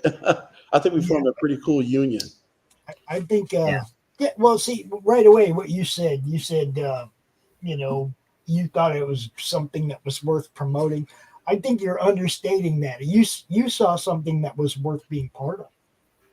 Yes. Actually drawing. You got to believe in something to go, yeah, I'm going to do that, not knowing how much we're going to get paid or whatever. It's just, yeah, I mean, you got to believe in something to throw yourself in like that, right? Like I said, I think you kind of understate it by saying it that way. I think you, and I do see something here worth promoting, obviously. So, I mean, I think tell them about the premise. When we go back up to the main image, and we'll come back up because these are the rewards. But I just want to tell you about the universe. At least Bryan and I can. I think this is one of the coolest parts. Okay, because Bryan is fascinated with literary work. So if you go all the way back up to the spinning library. To the library, yeah. Yeah. Okay. Here. Yes. So go ahead, Bryan. Go ahead, Bryan. Read. So basically, the immortal universe is like a cosmic library.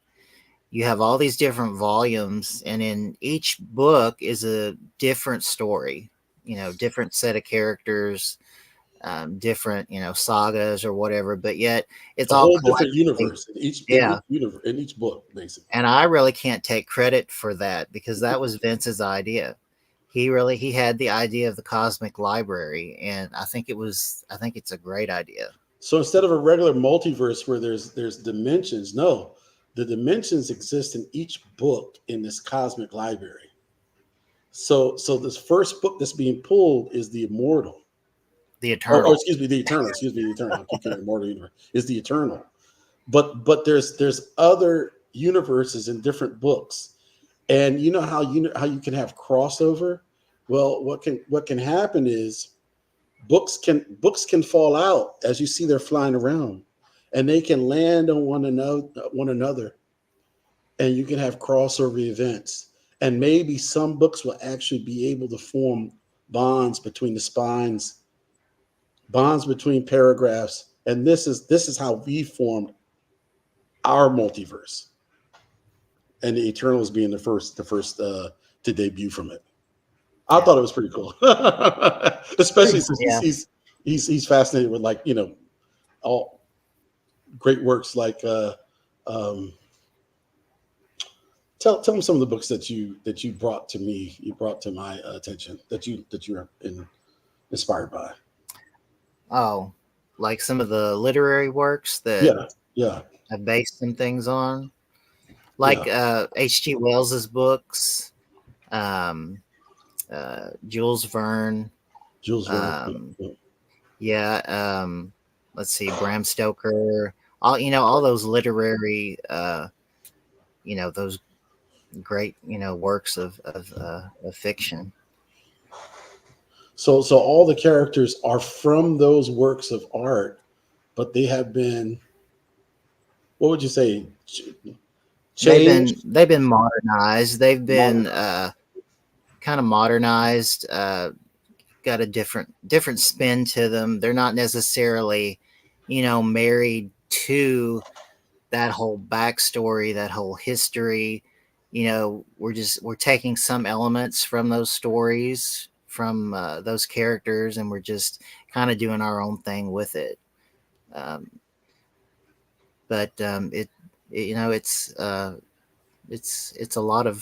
been a lot of fun, and there's a lot of creativity there that you can tap into.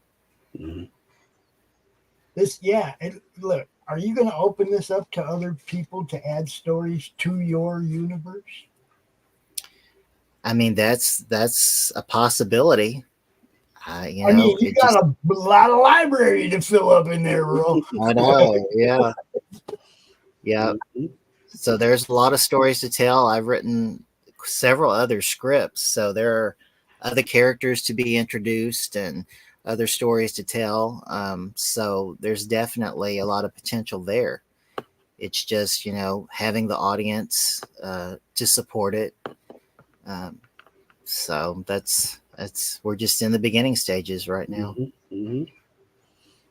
All right. So I just wanted to point out the special print, first come, first serve.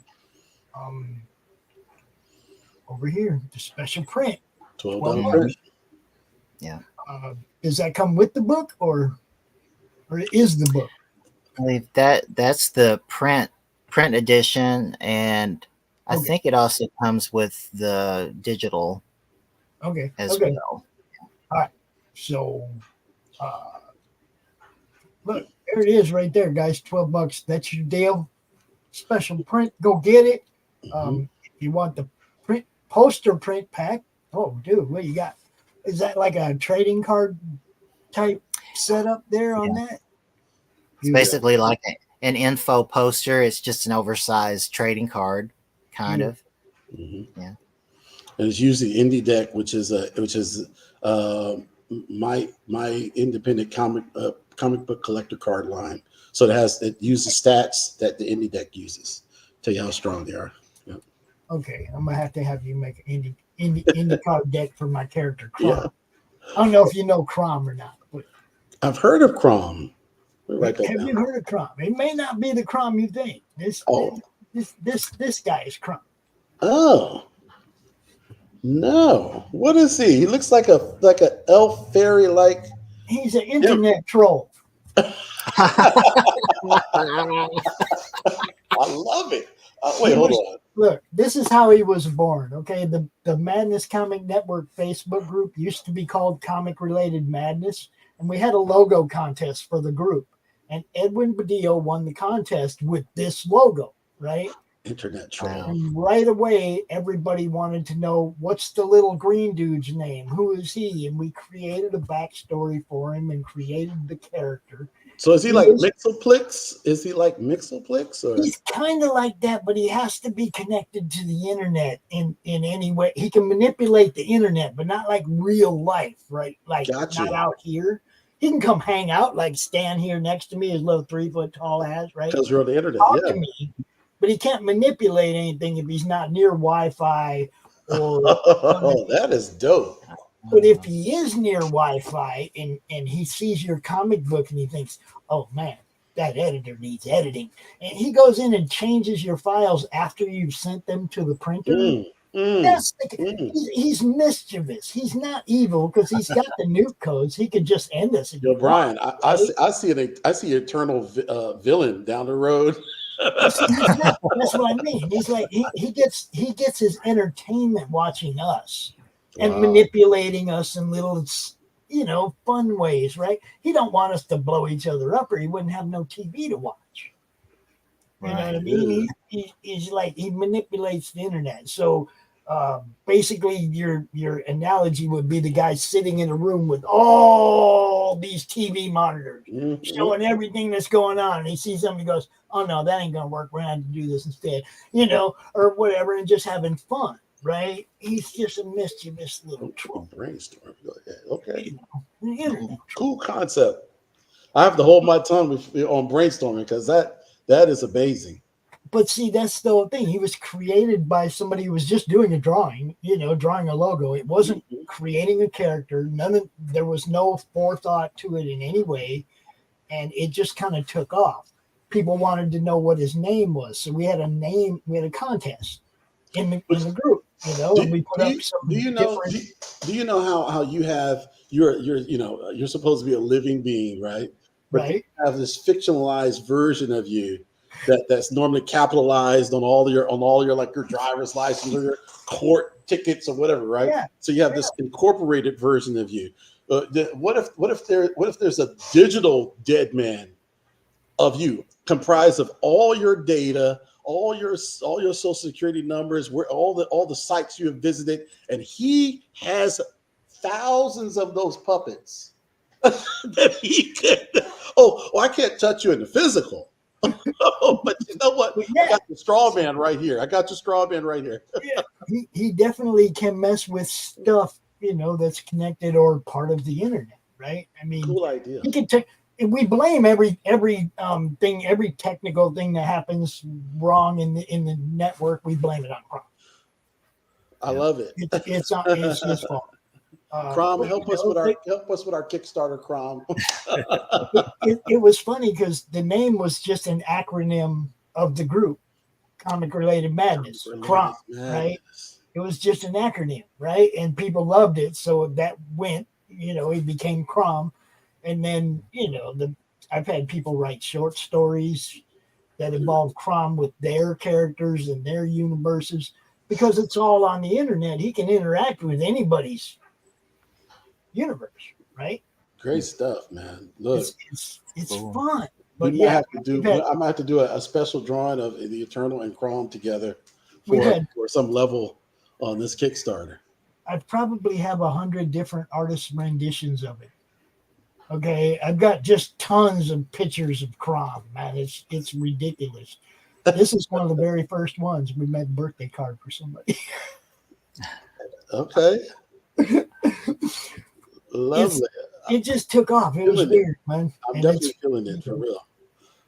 It's definitely fun, but the ash can idea, that's dude, they've been around forever. It's not a new idea. It's just it was a great way for them to sell what was coming. I got it written. I got ash can for next issue. I think we could definitely do that, or at least the cover art on the physical platform. Madness Comics Facebook showcase or page, and Crown the Internet Troll, all written down. We're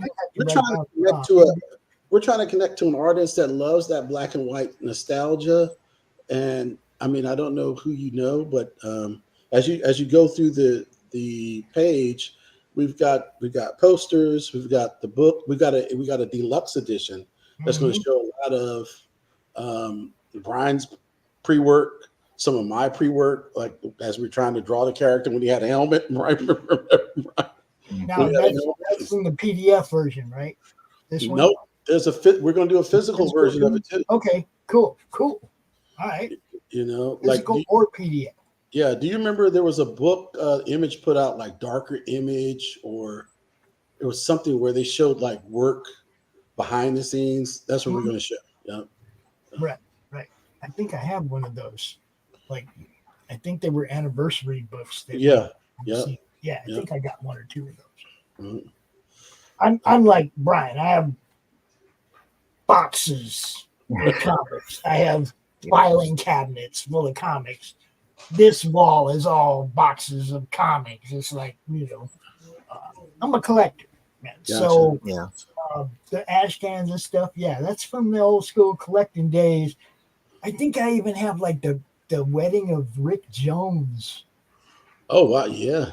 I think it was Grey Hulk that was at his wedding. Mm-hmm. That's cool. I got some cool ash cans from back in the day. And that's the librarian grabbing one of the books. He's grabbing the Eternal. He said, the story. So it goes in and tells you the story. I like I said, I like the library concept. Mm-hmm. I like the library concept because you can just pull stories and then when you get this thing established a little bit, you can offer people to submit stories. You see what I'm saying? You can add your character to this book as well. There's a special level, I think it's $40, where it says add your hero. They can appear on this. Tell them, Brian, because you're kind of familiar with the story better in that. Well,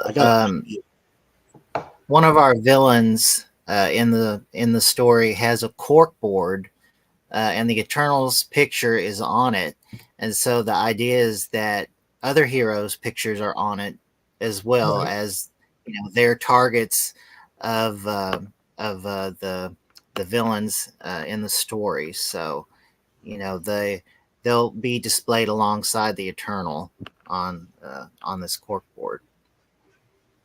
Yeah, I'm trying to figure out how Crom would fit into that because he ain't really a hero. Well, he's an international internet troll that's wanted in all kinds of countries. So, heck yeah, I could definitely see him on the board. Heck yeah, I could see him on any comic book like universe board. Like we're concerned about Brainiac, Namor and Crom. He's messing up the universal money system. Yeah, well, that's just it. He could do anything he wants, right? I mean, he could crash the market tomorrow and just act like everybody bought out when nobody did, and they'd all be going, "I didn't do that. What happened?" Yeah, we need to get Static Shock, Haywire, and a couple of other electrical characters that go into the net to try and stop this dude. So, we actually play some internet RPG games where I've brought him in as a character, and it has been fun playing him. But the GM has to understand the weaknesses and advantages to playing Crom because there are weaknesses. Like you say, you can't really manipulate much outside the internet, right? Yeah. So he's great for doing your research. He's Brainiac for setting up strategy, but not going to be much in a fight. You know what I mean? It's like it's fun playing him because he does have limitations, even though he seems to be omnipotent when it comes to the internet, but he really doesn't. You get to always universe create with stuff like that. When you're playing games and things like that. I think I blew Brian's brain the other day because I loved it. I love it. I love creating universes. And so as I work through his script, I said, well, what if he does this? And he starts to feel it. And he said, yeah, let's do that. Let's do this. So we are allowing it to naturally sort of evolve within his framework. Right, Brian? And, yeah. There's some things that he started off with that I was like, oh, well, what if we do this? And we did totally other things. And that's why I know it looks like it works well between you guys because I've known writers that are like, no, we can't change anything. And the artist is like, look, man, I can flesh 2 more pages out of this scene right here if you just give me a little artistic license right here, right? And I've seen writers that are just dead set against their artists making their book better. It's like you got to be wide open to all the aspects. You don't have to use them all, but you got to be open to consideration of them all, right? Right. Yeah. That's something I came up against at the beginning. I was resistant to some of the things that Vince wanted to do. I was kind of like treating the script like it was holy or something. And but he really helped me to see it from a different perspective. He helped me to see the possibilities, the potential. And so, I mean, he's been invaluable throughout this whole process. I mean, if we'd done it the way I wanted to do it, it probably wouldn't be much, but he has added so much to the story. And, made me think outside of the box and consider options I never would have considered on my own. So, I mean, without Vince, there's really no Eternal the way that I see it, Right. Butter my bread on both sides. I wrote some words on paper, but he's the one that has brought it to life. So I'm looking at that top panel right there. Dude. That took a lot of work. Yeah. I see you up there, bro. I'm just saying. I wish you could read I wish those captions were big enough to read. I can read. I can read them. I'm just saying. I'm looking at it and I'm like, you're not half-assing it. You put some time in that. You see what I'm saying? I appreciate that because there's a lot of people out there just trying to get a book out and make some money, and then there's people out there that are really dedicated to what they're doing. And they want to give you the best product possible. I like seeing somebody that's actually willing to put a little time into it, especially not knowing what you're going to get in return. That's dedication to the product, to loving the product. You guys are awesome, and I hope you guys do really well on this. I really do. Thank you. We've been doing one of those Tesla lamps because as you go down further. It's just good stuff, man. Yeah. Get with it, people. Get on this one. Tell everybody about it. You guys know how this works. You share, you retweet, you post it out. Even if it ain't for you, that doesn't mean your friend won't like it. You gotta promote, help these guys out to get seen. They don't have the MCU out there putting their characters on the freaking movie screen. They need our help to get seen. Do the thing, people. And while you're at it, after you back this, go over and check out the willpowercomic.com store because I'm probably going to spend a little time looking at that later too. I'm just saying, I'm looking forward to it again. Now, one thing that we do in the network is we do launch parties. We do countdowns. I don't know if you know what a countdown is, but we'll come out here an hour before your campaign ends. We'll hit social media. Hey, everybody, this one's almost over. You better come get it. And remind people that it's almost over. Okay? So you got some time left on this one. It's not like an immediate issue, but, before it's over, get with me. We'll schedule a countdown for you. And we'll make sure we come out and remind people that it's almost over. And if you forgot, come get some. Yeah. Cool. Like I said, man, just hit up everybody. Hit up everybody in the network that does a show. If you go to the YouTube channel, every playlist is a different show run by a different host or set of hosts that has a different audience. We got a whole bunch of playlists over there. Laurie's show. Well, Laurie's show is booked out till November. Doc's show, who was here earlier, he has a show on Wednesday that he does. We have the Freewheeling Fridays, Late Night Friday show. Just tons of shows, and we're not afraid to do a special edition for you if none of those meet your timing. We just like to get people seen. So, I appreciate that, man. If you feel like you need another boost at some point or whatever, hit me up. We'll bring you back out on a show, no problem. And the goal is modest. What, $1,200? Yeah, you're over halfway there. So in 2 days you're over halfway there. I'm not worried about you making it. I'm pretty sure you're well on your way. Just get out on some shows, get seen, show people what you got. I think I want to play this trailer one more time on the way out after we sign out, so that people can get another look at the trailer. Let me see. How can I set that back up again? And the reason why I picked that music is safe. It comes from a YouTube library, but it is almost about this character receiving sort of like this charge and becoming like a god. Is that how you would say it, Bryan? Yeah, definitely. Yeah, it really it works well with the theme and with the character. Yeah. So that's why we went with something very simple. Who made the video? Vince did. I made the video. Can you make me a condensed version about a minute long? Oh yeah. Okay, I will give you my email after we're done here. All right, no problem, for sure. Get that done.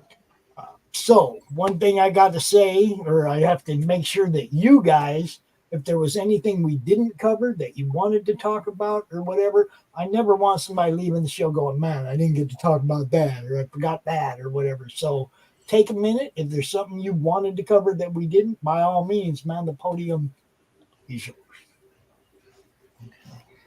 I have a Facebook page for The Eternal, and it's just facebook.com. I'm not sure of the URL, but you just type in The Eternal, a comic series, and you should be able to find it. When I get a chance, I'll send you a link to it.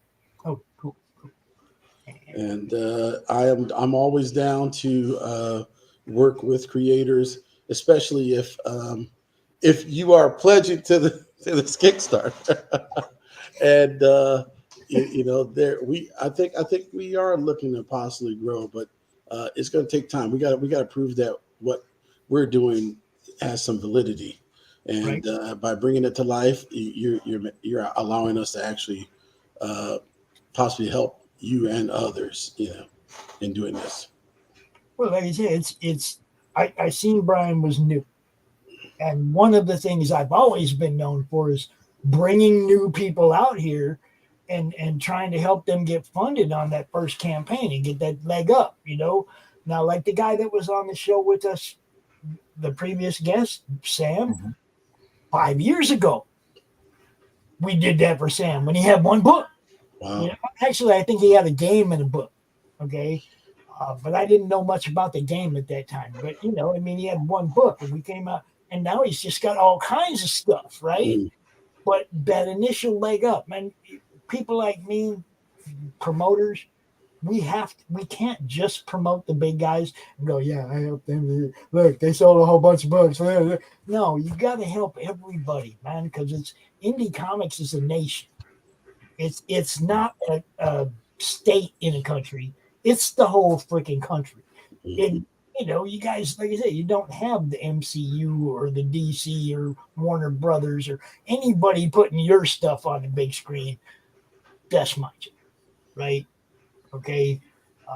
Our actual goal is to take this whole network to Roku and actually put these shows on over the top TV. So I'm serious about what I do as well as serious as you are about what you do. Yeah. Mm-hmm. With that, hell, we went over the 2-hour limit. Oh my gosh, we really? went minutes over. Yes, we did go over. But that's okay. I do have another show coming up though, so we got to definitely cut out of this one. But I'm gonna play a few more trailers. Like I said, I'm gonna start with this one on the way out, and play a couple more. And then if you want to hang out in the backstage and talk for a few minutes, I'll be back. Okay, cool. Thank you for having us. I appreciate it. You bet. As well. Ditto that. This was fun. A lot of times I'll get out here with somebody new, and there'll be one word answers. I'm so thankful that Vince showed up because I was afraid I was going to be that kind of interviewee. Well, Doc is good about talking about you first, and then we go into the book because that makes you a little bit more comfortable. You talk about something, just like the guys are talking. Doc's really good about making people feel at ease coming out here, and that makes my job easier because I want to highlight the project. Right. I'm a comic guy. I want to see what you got, what you're doing, and make sure everybody else knows that something like this is available. If there ain't nobody talking about it, it's like you got to get it out there, man. Like I said, check out the Legend of Willpower too, guys. Check that one out too. Thank you. Because I'm going to be. I knew it sounded familiar when I seen the character. It was like, oh yeah, I know who that is. Okay, here we go. I've been collecting for a long time. You all have a great day, great evening, great week, great month, all that. Great campaign. We will see you again for sure. And for all you watching, thank you so much for watching.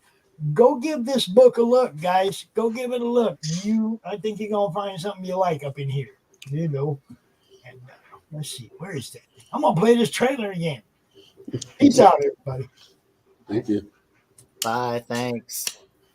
They call me a god. They call me a god. They call me a god. They call me a god. Let's go. I'm about to go off like a weapon. Fuel to the top, got a filled up engine. In my thoughts, obsession. I will not stop, no, I'm never second guessing. I got a God complex. Haters love to hate, but I never feel pressed. Got a lot on my plate, but I never get stressed. I'll take all the pressure like I'm acing this test. Tear it up like I'm Jason. I see the world like it's ready for the taking. I see this place like a game I'm playing. Straight to the bank to collect my payments. No negotiations, it's my way, I was born impatient. And like a damn Freemason, I'll run this nation. You call me a god. You call me a god. You call me a god. You call me a god. I don't know how to stop. I just go till I drop. Whether it's working or shots, give it all that I got. You can watch me work in my element. Anyone in the way is irrelevant. Wanna cross me, cool, not intelligent. Cause I don't forget shit like an elephant. Go ahead and tempt me. Put it on the line and you'll come up empty. If I got time, I'm deadly. Never caught off guard, no, I'm always ready. I got a hand real steady. Look me in the eye and you'll see no hezzy. About to get real messy. I'll put you in a grid 6 feet like Kenny. Call me a god.